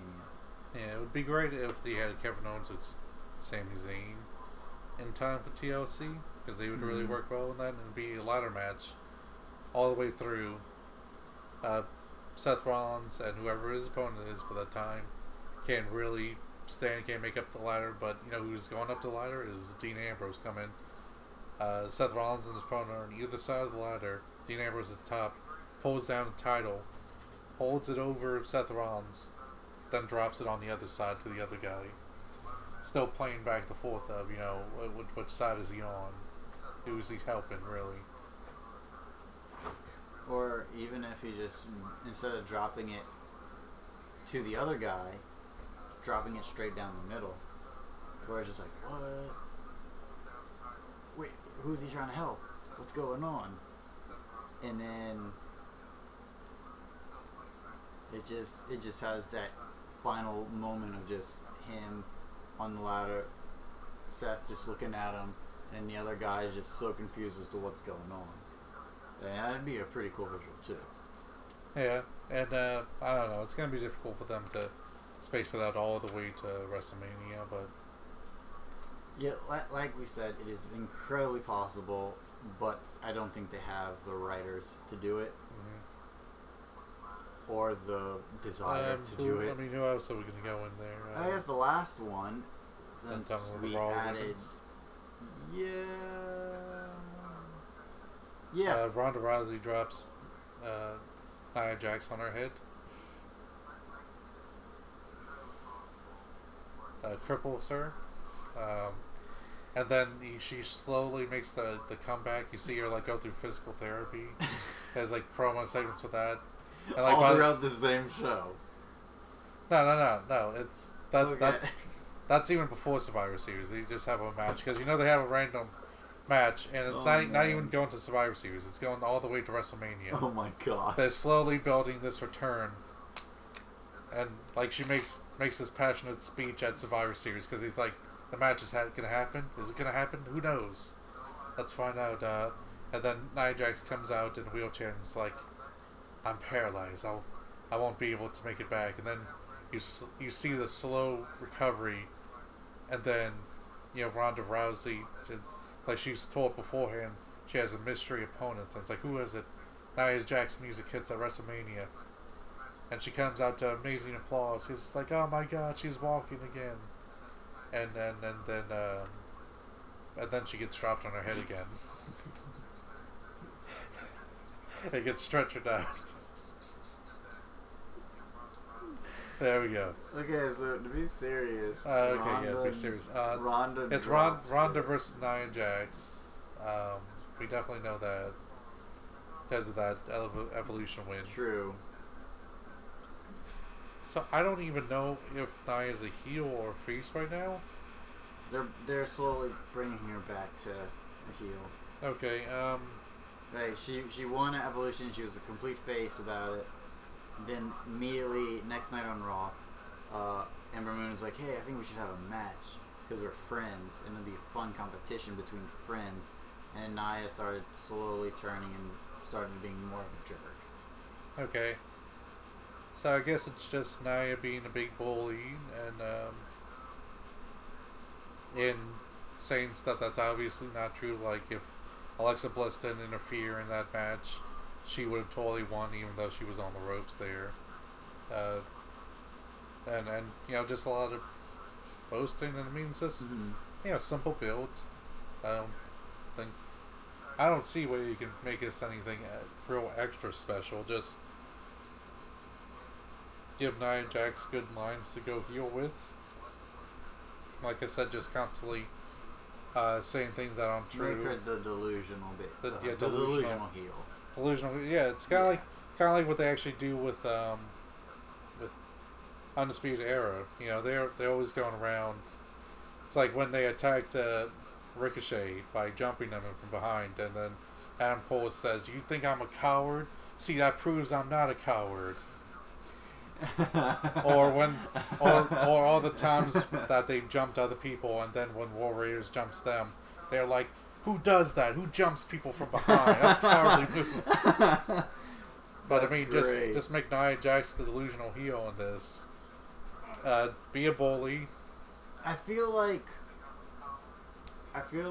in this day and age, the delusional heel works way better than just the normal heel, because it gives a lot more comedy to it. Yeah. A lot more comedy to that dynamic.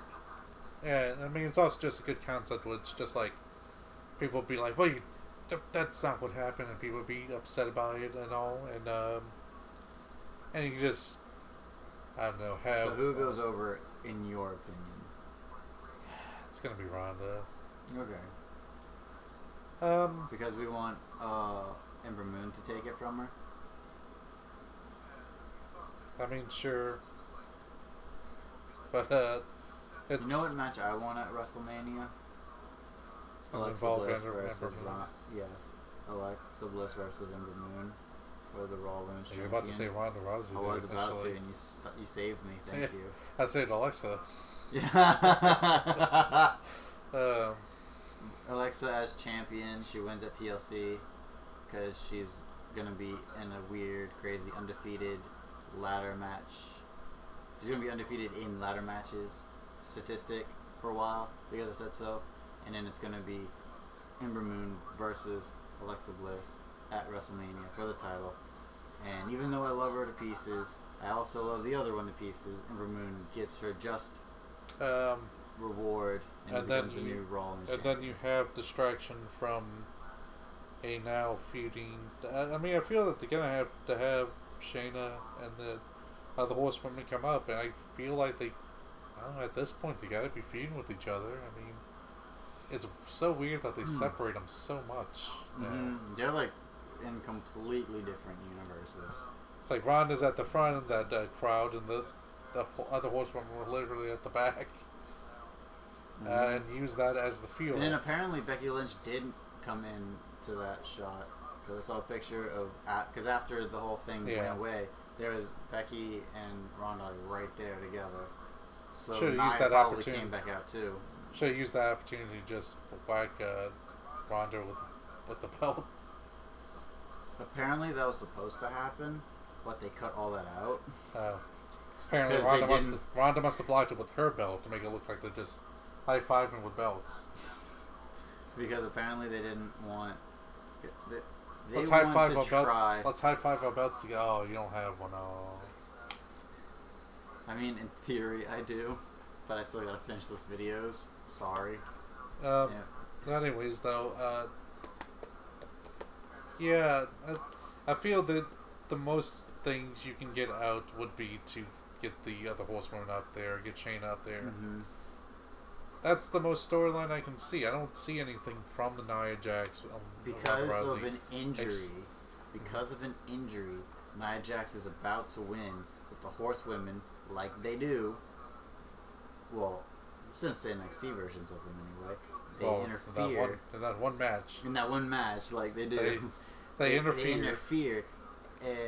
Because maybe, just like in the other match, they weren't going to. But Nia Jax, because she's a heel, she's like, "Oh, you think you're the worst with them? You're nothing." Slaps one of them, and they're just like, "Okay, we got you." And they why are you in the Bella seats? And then seriously, you think you're her friend? You're not even Italian. Oh my gosh! And then they interfere, helps get Ronda get that armbar. Ronda realizes what happens. Like, no, I don't want to win this. I don't. No. No. And have that dissension in those horsewomen, since it's literally impossible to do horsewomen versus horsewomen, because two of them were in a massive feud and in kayfabe hate each other. It's not going to work anymore. So yeah, have that dissension between those three. And Ronda's like, "Oh, you get all the special treatment because you're Ronda Rousey, when we've been doing way more than you. I was champion before you." When we were on, when it's an NXT show, you'll be with us. But when it's the big show, and not the wrestler, but the bigger shows, you don't want to be seen with us. You rather be seen with the Bella Twins that betrayed you. You rather be seen with Natalya Neidhart. You rather be seen with Nia Jax who betrayed you, instead of us, your friends, the people who've been here, the people who got you into this, who actually helped you win, not betrayed you, and you're betraying us now. That'd be a cool. Yeah, but that's what you gotta do. We're giving you gold here, WWE. Shayna would be a good foil for Ronda. Yeah. Should be a good match and good promos leading up to it.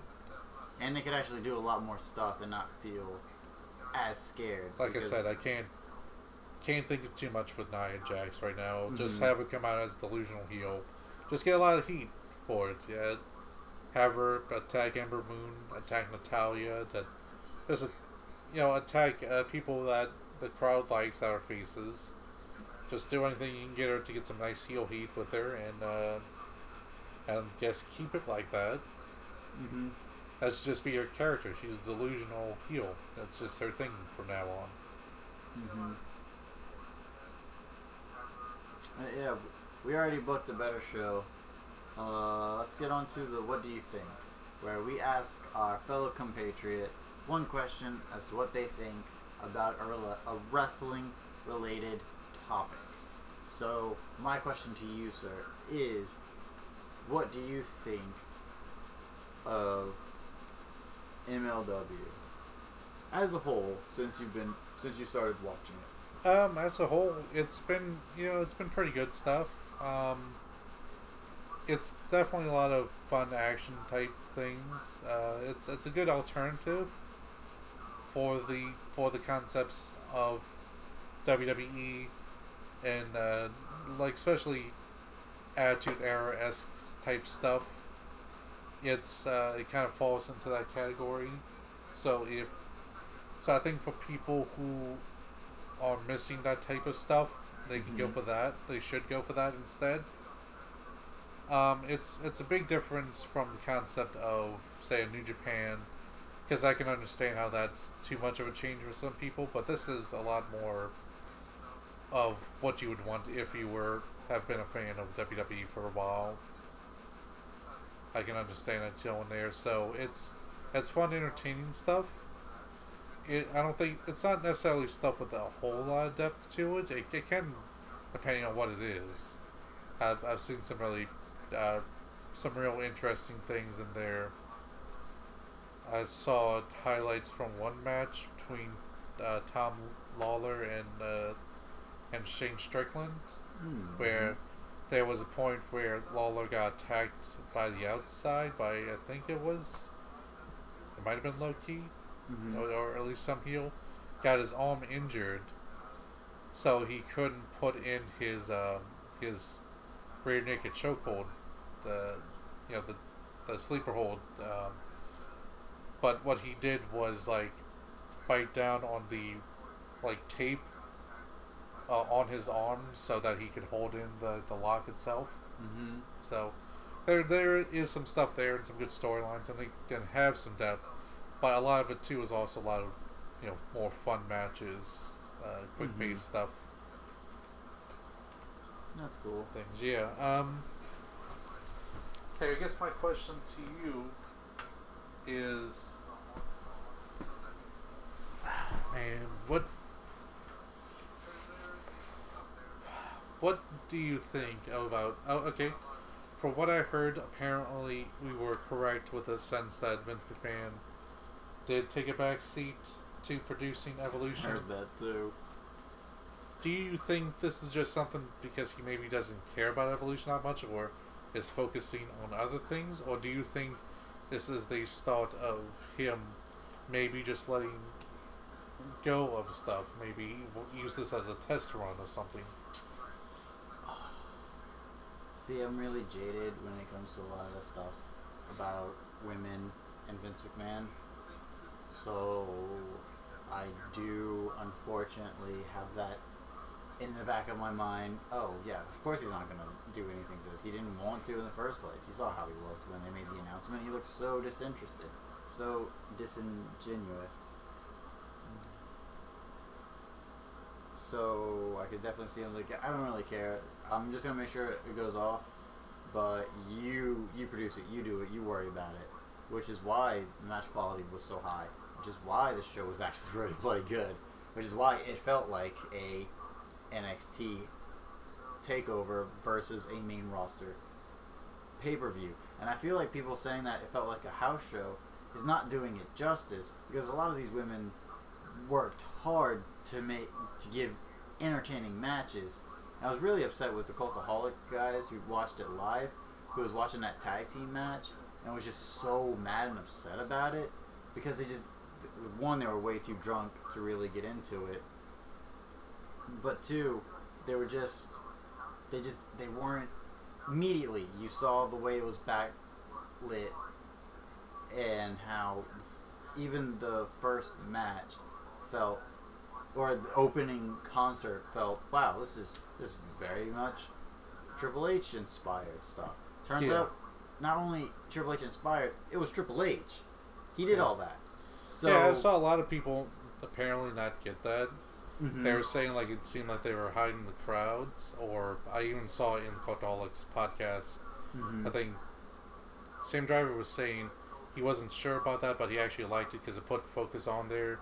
But no one kind of came back and said, yeah, that's what they do for the takeover events. Yeah, I don't think anybody got that. So it's like, you got it straight away. Yeah. First time. I mean, maybe that's because it's a thing that I really like at the takeover events, mm-hmm. that they do that to make it look like a big fight feel, but I don't know. But yeah. Yeah, and then also, to add on top of that, it was, most of them were saying like, oh, maybe to hide seats and stuff, when pictures of the event, and even when they actually showed the crowd, it was packed. Yeah. They actually did a good job with this selling. To be fair, some of the reports are that they sold very cheap. Like some people were getting for like $9 tickets. Hey, as long as you. I mean, yeah, if they would have sold out if they actually booked it and promoted it correctly. Oh yeah, if they promoted it way better, it would have been. It would have been an easy sell, but they didn't bother doing that. And that's another thing of why I don't think Vince McMahon cared, which is why he took the back seat. Not to give more control, slowly but surely, but because he didn't care. You saw the way it was. They ended up doing those matches again. Those 2-3 minute matches again with a lot of these women. So I unfortunately think Vince McMahon didn't care, gave it to someone who did, which is why it ended up as good as it did. Just give the company to your son-in-law already, Vince, please. But yeah, that's what I think about it. And it sucks. Okay, let's be real. I've been a fan of WWE since I was about 10, 11, 12. I got to go to my first SmackDown taping when it was still being taped for one of my birthday presents with my dad. I became a massive fan of it. Liam here became a massive fan later on but still became a fan. We like wrestling. We like women's wrestling, men's wrestling, intergender wrestling. Unfortunately, we don't want to be mad at the product of WWE. Look at NXT. Look at New Japan Pro Wrestling. Yeah, they may not always get it 100% correct, but at least it's not the same issues that we're having with WWE right now. And it's a shame because we don't want to feel this way towards them. We don't want to be ranting about Shane McMahon, or we don't want to be angry about how they treat outsiders better than their homegrown talent. But it's unfortunately where we're living, and Vince McMahon only cares about the money. And if he doesn't care about other things, he doesn't show it. So I say give it to the person who cares about the wrestling over the money. Yeah, of course he wants to make money. Yes, of course he wants to make that profit. But he also wants to make the best show he possibly can. So that's why Triple H should easily be in charge, not Vince. My humble opinion. Yeah.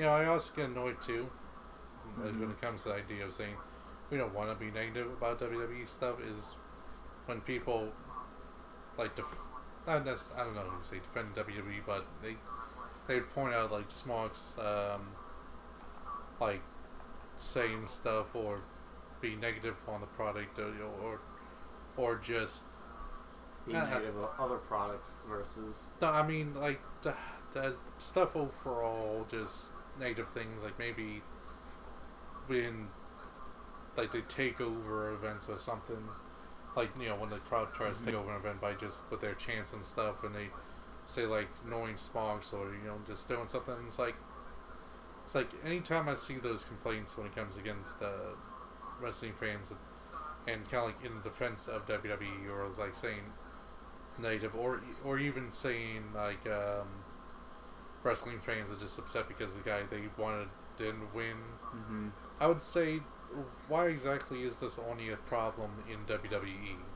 Like, if you think it's a problem with the fans, then why do these same fans not do it for ROH or New Japan or MLW or all the British shows, all the American promotions, the Mexican promotions? Why is it like every other company, its fan base is pretty there. Its fan base, for the most part, will always cheer for the faces. They will cheer for the people that the company wants them to cheer, and boo the people that the company doesn't want them to cheer. They that's the whole thing. It's like when people argue, it's like, oh, people just want to boo the person because they want to be contrarian. They want to boo the face. And it's like, well, it's not like that in other companies. It's not like that with other people. It's not even like that with theirs. Like, I remember people booing Daniel Bryan when he was the face, and when he's still a face. It's like people really gotta like let off and understand that if it's not the fans, because the fans would be the same everywhere. But when I go and watch any other product and have very little complaints about them, I go to WWE and have a lot more complaints. What do you think the problem there? It's not. I don't have a bias. At Impact, MLW, New Japan aren't paying me to say negative things about WWE, and I just even picked most of those up. I just started watching MLW like 2 weeks ago. We just started watching Impact again. We don't even watch their weekly product. Yeah. We just watch the pay-per-views, and yeah, Bound for Glory did have some weird stuff in there, but at least they kept us entertained and not much negativity thrown towards them. It's like people gotta stop like throwing it out as a defense there, because if it was fans just being Smarky for Smark's sake, then it will always be a thing. And it's like, you don't like the fans taking over something. You don't like the fans counting down a countdown clock or what have you, then make it so that they don't do that. If it doesn't happen in all these other companies, why does it only happen in WWE? What's special about the WWE that makes fans do that? Mm-hmm. So. Also, do not let Road Dogg use Twitter ever again, because that did not help your situation at all. It's called out for a tweet and it's like, no, that's the tweet you wanted to read, not the tweet that was actually written. No, it's right there, Road Dogg. You didn't even delete it. Wait, you can delete tweets? Road Dogg, leave. His next tweet is how to delete tweets. And then his next one is, wait, this isn't Google.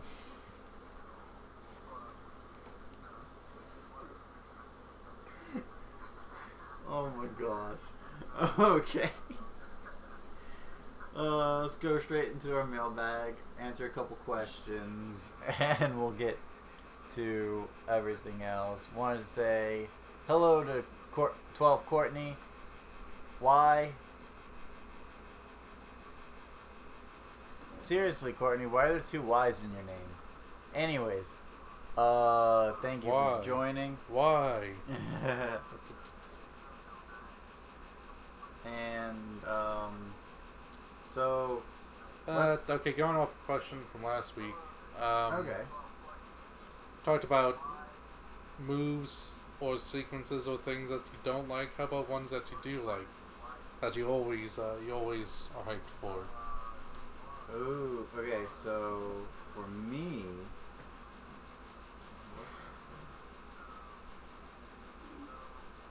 Oh, yes. Interesting. So for me, it's, I do love the Sling Blade. Whenever I see that, I get really hyped for it. I like the Meltzer Driver. I do like the Super Kick. It's just, especially if it's sold properly, it can look really cool. But I think, 619, always been a huge Ray fan. But I think the one move that'll always get you hyped, and it's used in the Meltzer Driver, Tombstone Pile Driver. Or Hangman Page's version of a pile driver. That's sick looking. But pile drivers in general, they look cool. They look like, yep, that finished it. And yeah, there was a spot in the Ishii Suzuki match where he tried to go for the gotcha pile driver, but Ishii lifted them up instead and did like a sit-out version of that of Hangman Page's pile driver thing. Oh my gosh. Ooh. That's just, I didn't even see it and I'm just wincing because that sounds like it looked painful.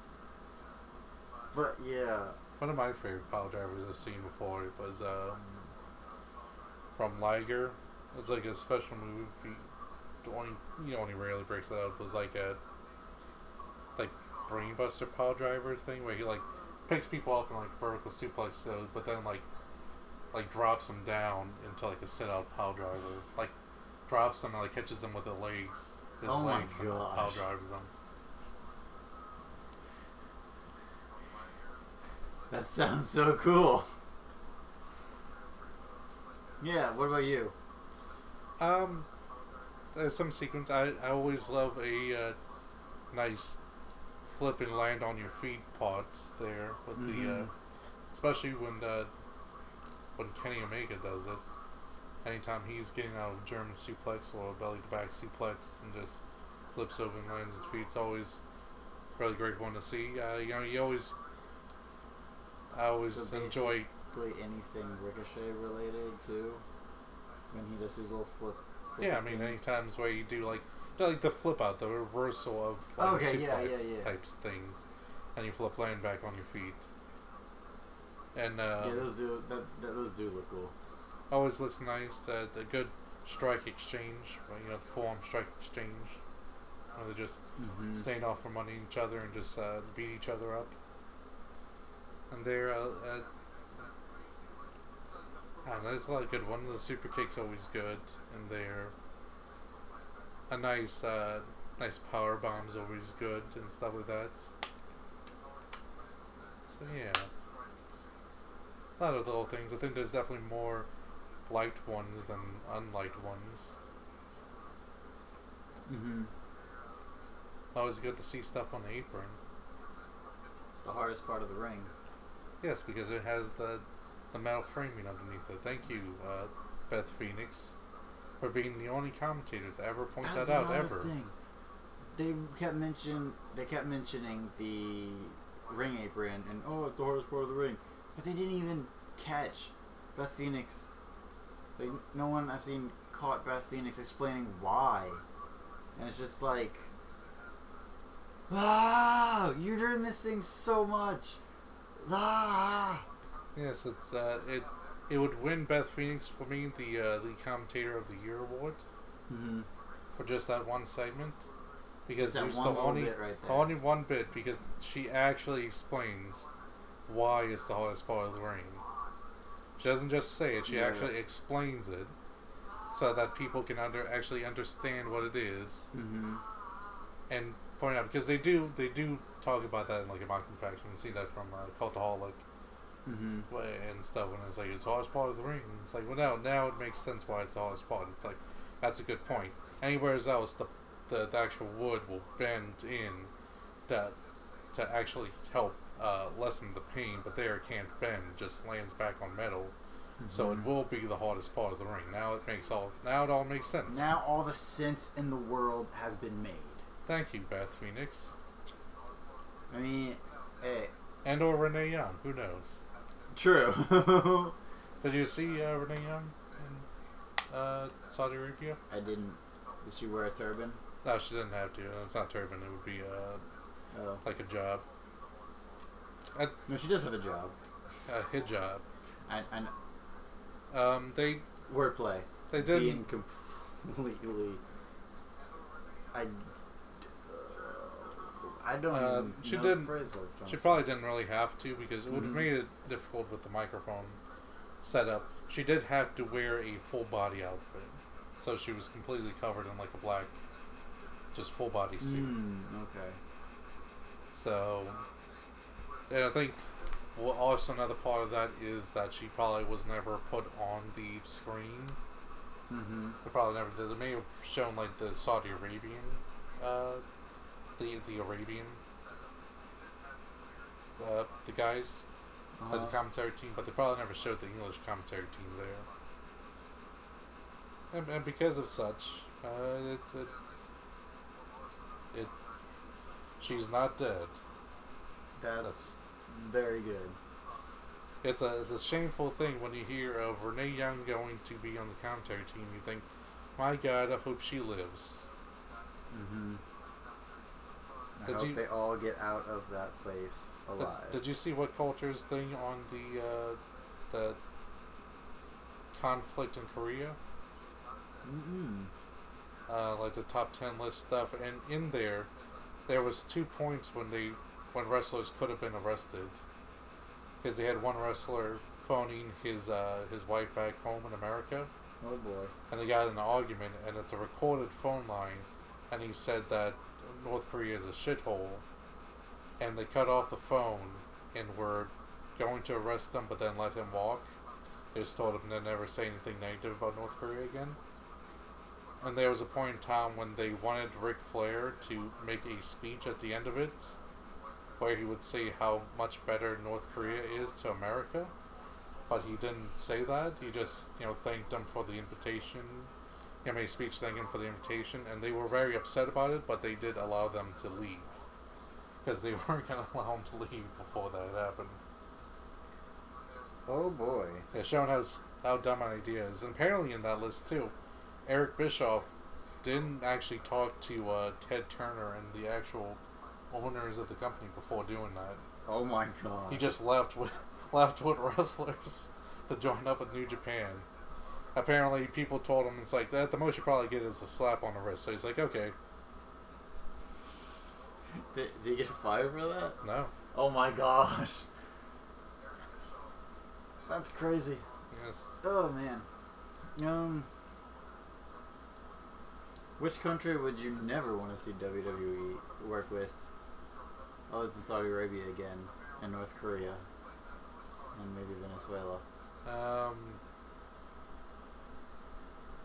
If they do go to Venezuela, they should stack a whole lot of food and just smuggle it to the people there. I mean, you've seen the videos in there, have you? Like not all those people starving to death. It's terrible. Like they're just skin and bones.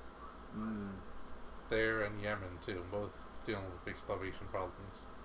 Venezuela is because of the arrogance of its leaders. Because other countries like America has offered food for them, but they don't want to take it. And Yemen is because of Saudi Arabia and Iran. So I definitely wouldn't want them to go to Iran. So that's another one. I don't know. I wouldn't want them to be work fair, with Russia all that much either. I don't know. I wouldn't put them in the same level though. To be fair, I would put China a lot closer. But people do give a lot more of a pass to China overall than anything else. Because, I mean, China, of course, is a dictatorship and will just kill people regularly. That's what I'm saying, like, with Russia. It's not really at that dictatorship level. So it's... And it's not just kind of like arresting and killing people randomly. It's not really a great country when it comes to rights, but I wouldn't put it at a lot of the levels of those other ones. Well, why were you saying with the... It's because it's really frustrating. Like we said before, we don't want to be angry at WWE. We don't want to be so negative towards them because we are fans of the product. It's just, it's really annoying when they're making these, like the first time they mentioned, oh yeah, we're doing the Saudi Arabia thing, so many people rebelled against it already. And when it turns out, oh, it's a 10-year deal, oh boy, we're going to have to deal with this even longer.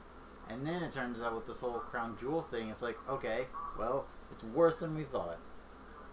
And some people even knew it was going to be that bad.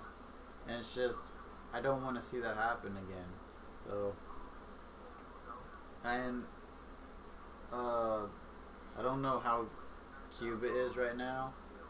And I know at a time they were really, really bad. Yeah, I think Americans couldn't even vacation there, and that just recently changed. Yeah, well, we put sanctions on there, stopping it. President Obama let the sanctions, like in his last few years there, really. That was at least second term. No, it's still not really good place. Yeah. It's one of those places, if you ever did go there, you'll be treated fine. But it's what Joseph Stalin called useful idiots. The idea that he would invite people to come to Russia and treat them very well, so that when they go back to America or England, he'll speak very highly of his government and speak very highly of Russia, and even the idea of like North Korea having places where they'll have stores with fake food in them to make it look like people aren't really starving to death. And it would be like that same situation. Like I know a local radio guy, he went to Cuba once, and he was talking to like a local Cuban guy, and he was asking him about like their food shortages and stuff, and it's like well, what exactly is it? Or well, it's like is it a like sanctions problems? And he's like, well, let me just speak to like this. At your hotel, do you have eggs and orange juice? And he's like, yeah. And it's like, see, and we don't. So you can definitely see that they will take food away from the people there to make sure they have it at the hotels to treat them better than the actual people living there. So you wouldn't want them to go to Cuba and make a deal with their government. No, because So, once yeah. again, it would be a promotional deal for them.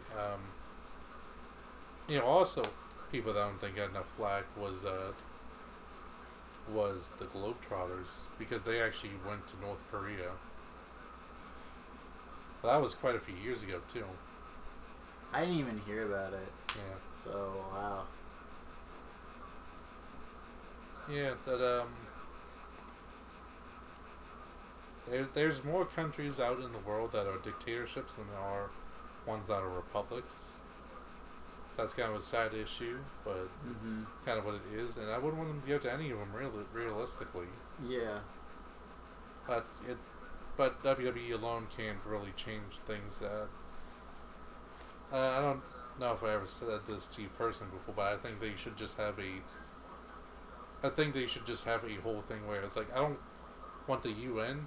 If it was up to me, I would rather have a thing where all the countries that have civil rights and republics and all,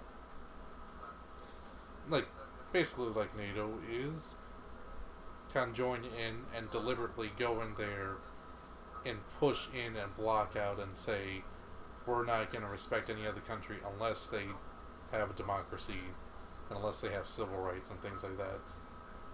And NATO its job is technically to support the growth of democracy, but they don't actually do anything, because they rather live peacefully with dictators than live in agitation, but actually do something good.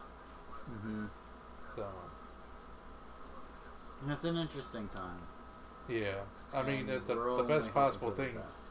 for Saudi Arabia would be just for the U.S. to overthrow the Saudi government.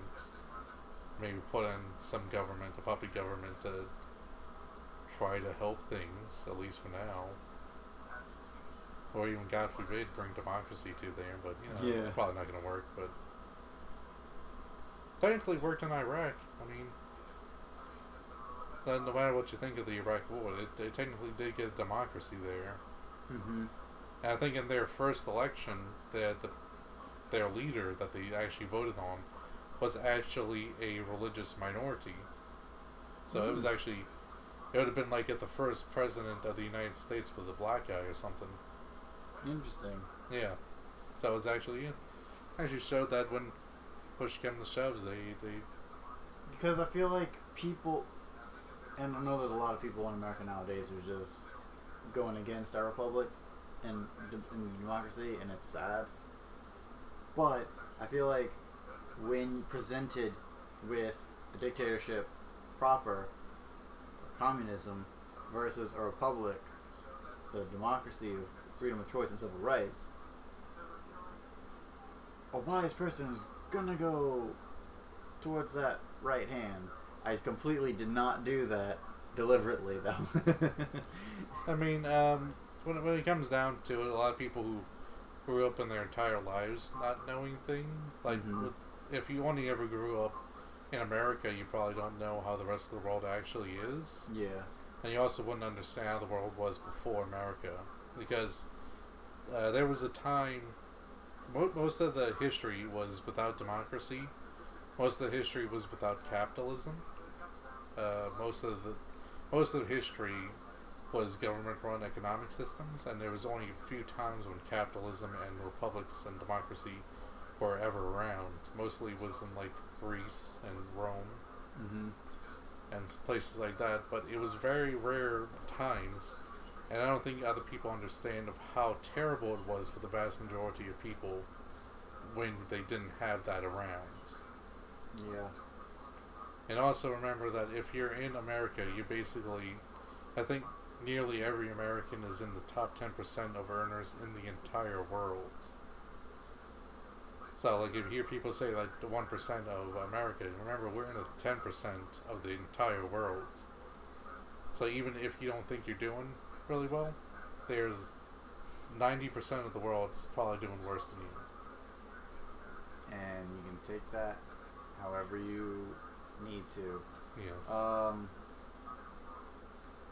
Let's have a little bit of a let's bring the joy up before we end it.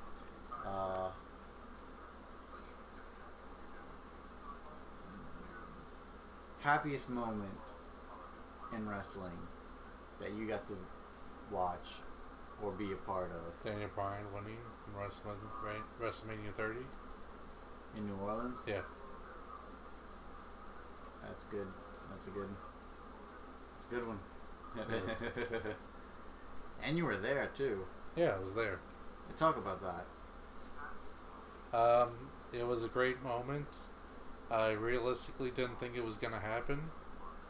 I thought Triple H was probably just gonna win there, and then everyone was gonna be depressed at the entire WrestleMania. But he really did, and then I thought he wasn't gonna win at the triple threat, but maybe he won't take the pin. But then he did win, and it was just, I don't know, it was just a really big moment. And a real big celebration. And then they got his sister and her baby, because they feel anytime there's a big celebration, they should have a baby there to celebrate with. Now would be Birdie if he wins at this year's WrestleMania. He can have a big celebration, and Birdie can go out there. And then Monroe Sky can come from behind and just whack her in the head and set up a feud. That's going to be at WrestleMania 36. Oh my word. Birdie versus Monroe Sky in a baby death match. King Maxwell was in a match with Rockstar Spud. It can happen. Yes. Like I said, baby death match. Birdie versus Monroe Sky. No. It will be a binky on a pole match. Oh my goodness. Yes. How about your happiest moment?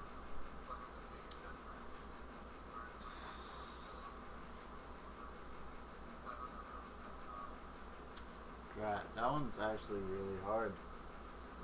Because none of my favorite wrestlers ever had that moment. Even though Brian Kendrick and Paul London were tag team champions, they never had that big feel-good moment at Mania. Even though John Morrison was doing great work, he never got that heavyweight title win or the WWE title win.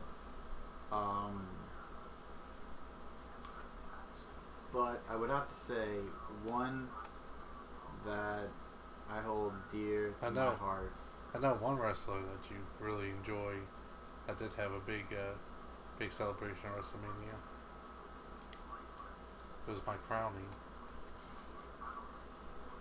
at WrestleMania San Francisco, whatever it was. I think it was Lol Cena wins. Yes, it was Lol Cena wins, where I was officially, I already had the title, but I was officially rewarded with the physical title itself. Yeah. I would have to say it was,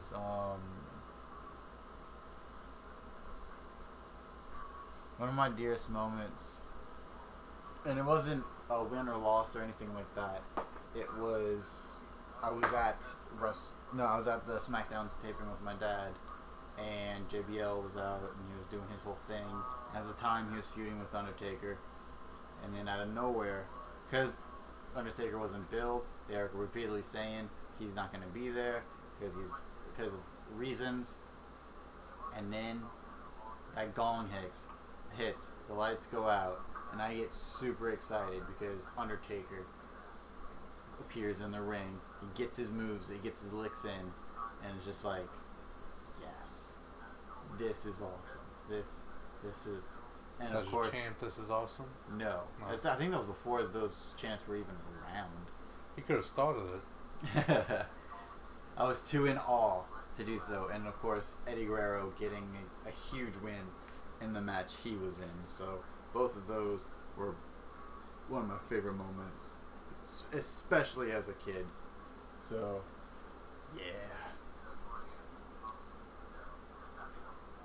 I'm still waiting on that really good feel-good moment for either Brian Kendrick, Paul London, or John Morrison.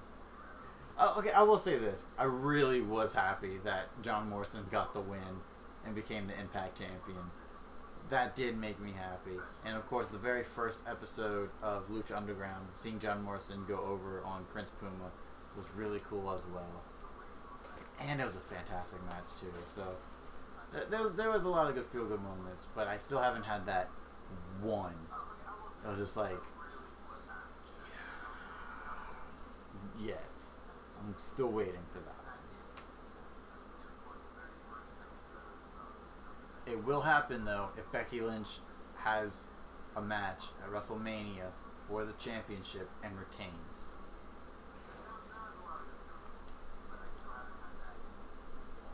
That's all I got on that. Bring out a baby to celebrate. But she goes heel and put the baby in the disarmer. People still cheering. That baby. Like the baby's like broken arms. Like, you deserve it. Oh, I can see Becky be like, "You guys, seriously? It's a baby." It's like, "Yes, we know. You rule, Becky. That baby deserved it." And then Vince McMahon comes out, it's like, "Oh, baby, yes." He's like, I don't know how to get you booed, Becky." He's like, "You didn't have to try to get me booed, Vince." And she turns on Vince. Everyone's cheering. And then Stephanie comes out. I was like, "You're going to cheer when Vince McMahon, this old man, gets attacked? Obviously." That it'd be like, "I don't know how it could get you booed, Becky. But maybe you should have seen all along. He didn't have to." It's like, and then it becomes like a Friday afternoon sitcom. And talking out. And he turns to the crowd and, "She's a face now." That would be so bizarre, but weirdly entertaining. Ready to wrap it up? Yeah. Okay. Thank you guys so much for watching. It was a lot of fun today. Hopefully a lot more newsworthy stuff happy newsworthy stuff happens this past upcoming week. Upcoming week? This next week coming? This upcoming week here? Gone. Dude, don't. I'm too tired for this. Next week, come tune into our podcast, Days of Future Past. Oh, man. Anyways, thank you guys so much for watching. Please give us those sexy likes. And the unsexy ones. Please share to all of your friends. And enemies. Don't forget to hit the subscribe button, especially if you like what we do, so that way you are part of the Smarky family. And then hit that notification bell, because you want to get notified for when we go live for a podcast. We go live every Sunday at 1 p.m. Central Time. And we also go live for pay-per-views inside WWE and some outside WWE when we can. I think we'll be trying to get to that Young Lions at the end of the year. Hopefully, if we can, whenever that is. We'll look into that. I think it's probably coming up soon. Okay. But yeah, it's going live for most pay-per-views and some in WWE, some outside WWE. Mm-hmm. As long as they're not in Saudi Arabia. But and we also, or any country that should not be it been. And we also just go notifications for all our videos when they go up. And follow me on Twitter at Liam_SWA. Follow me on Twitter at IsaJ_STP. Yeah, and also I'll give him a plug. Go check out DJ in his Sports Enthusiast League. Yeah, the Sports Enthusiast League on YouTube. You can follow him at DJC_SEL. And yes, as apparently he doesn't drive all the way to Atlanta, apparently. So that's not his thing, road to Atlanta. Yeah. An interesting driving-based podcast. Pretty sure that's not what happened. Oh, it's not? No, sir. Oh. He runs down the NFL on their road to the Super Bowl that is currently being held in Atlanta. This Super I Bowl believe he season. focuses a lot on New Orleans teams. Yes. Saints, LSU. Pelicans, LSU. Pelicans. Yeah. Doesn't do Tulane. Nope. Even though his father's a Tulane alum. I think that's just because they're still not doing hot. If they were doing hot, he would. So I'll never do Tulane? I guess not. Oh. Sorry, Tulane alums. Get better. Get good. Oh, this is an interesting quick tidbit. LSU apparently has a Rocket League team, and they were in the championships, the Southern Championships, not too long ago. They lost in very, very horrible fashion, but they were there. So that was cool. Anyways, follow Francesca at Francesca_SWA as well. Yeah, she's still a thing. Yeah, she is. She wasn't just a random figment of your imagination at one point. She's still around. She might be able to do a lot more if we're able to pay her, because she is basically the Brock Lesnar of the Smart Wrestling Alliance. That's okay. We still love her. And yeah. Thanks again. And until next time, it will be awesome. And yeah, just say goodbye to everybody. Bye, everybody. That was fast. I wanted me to do so. Bye.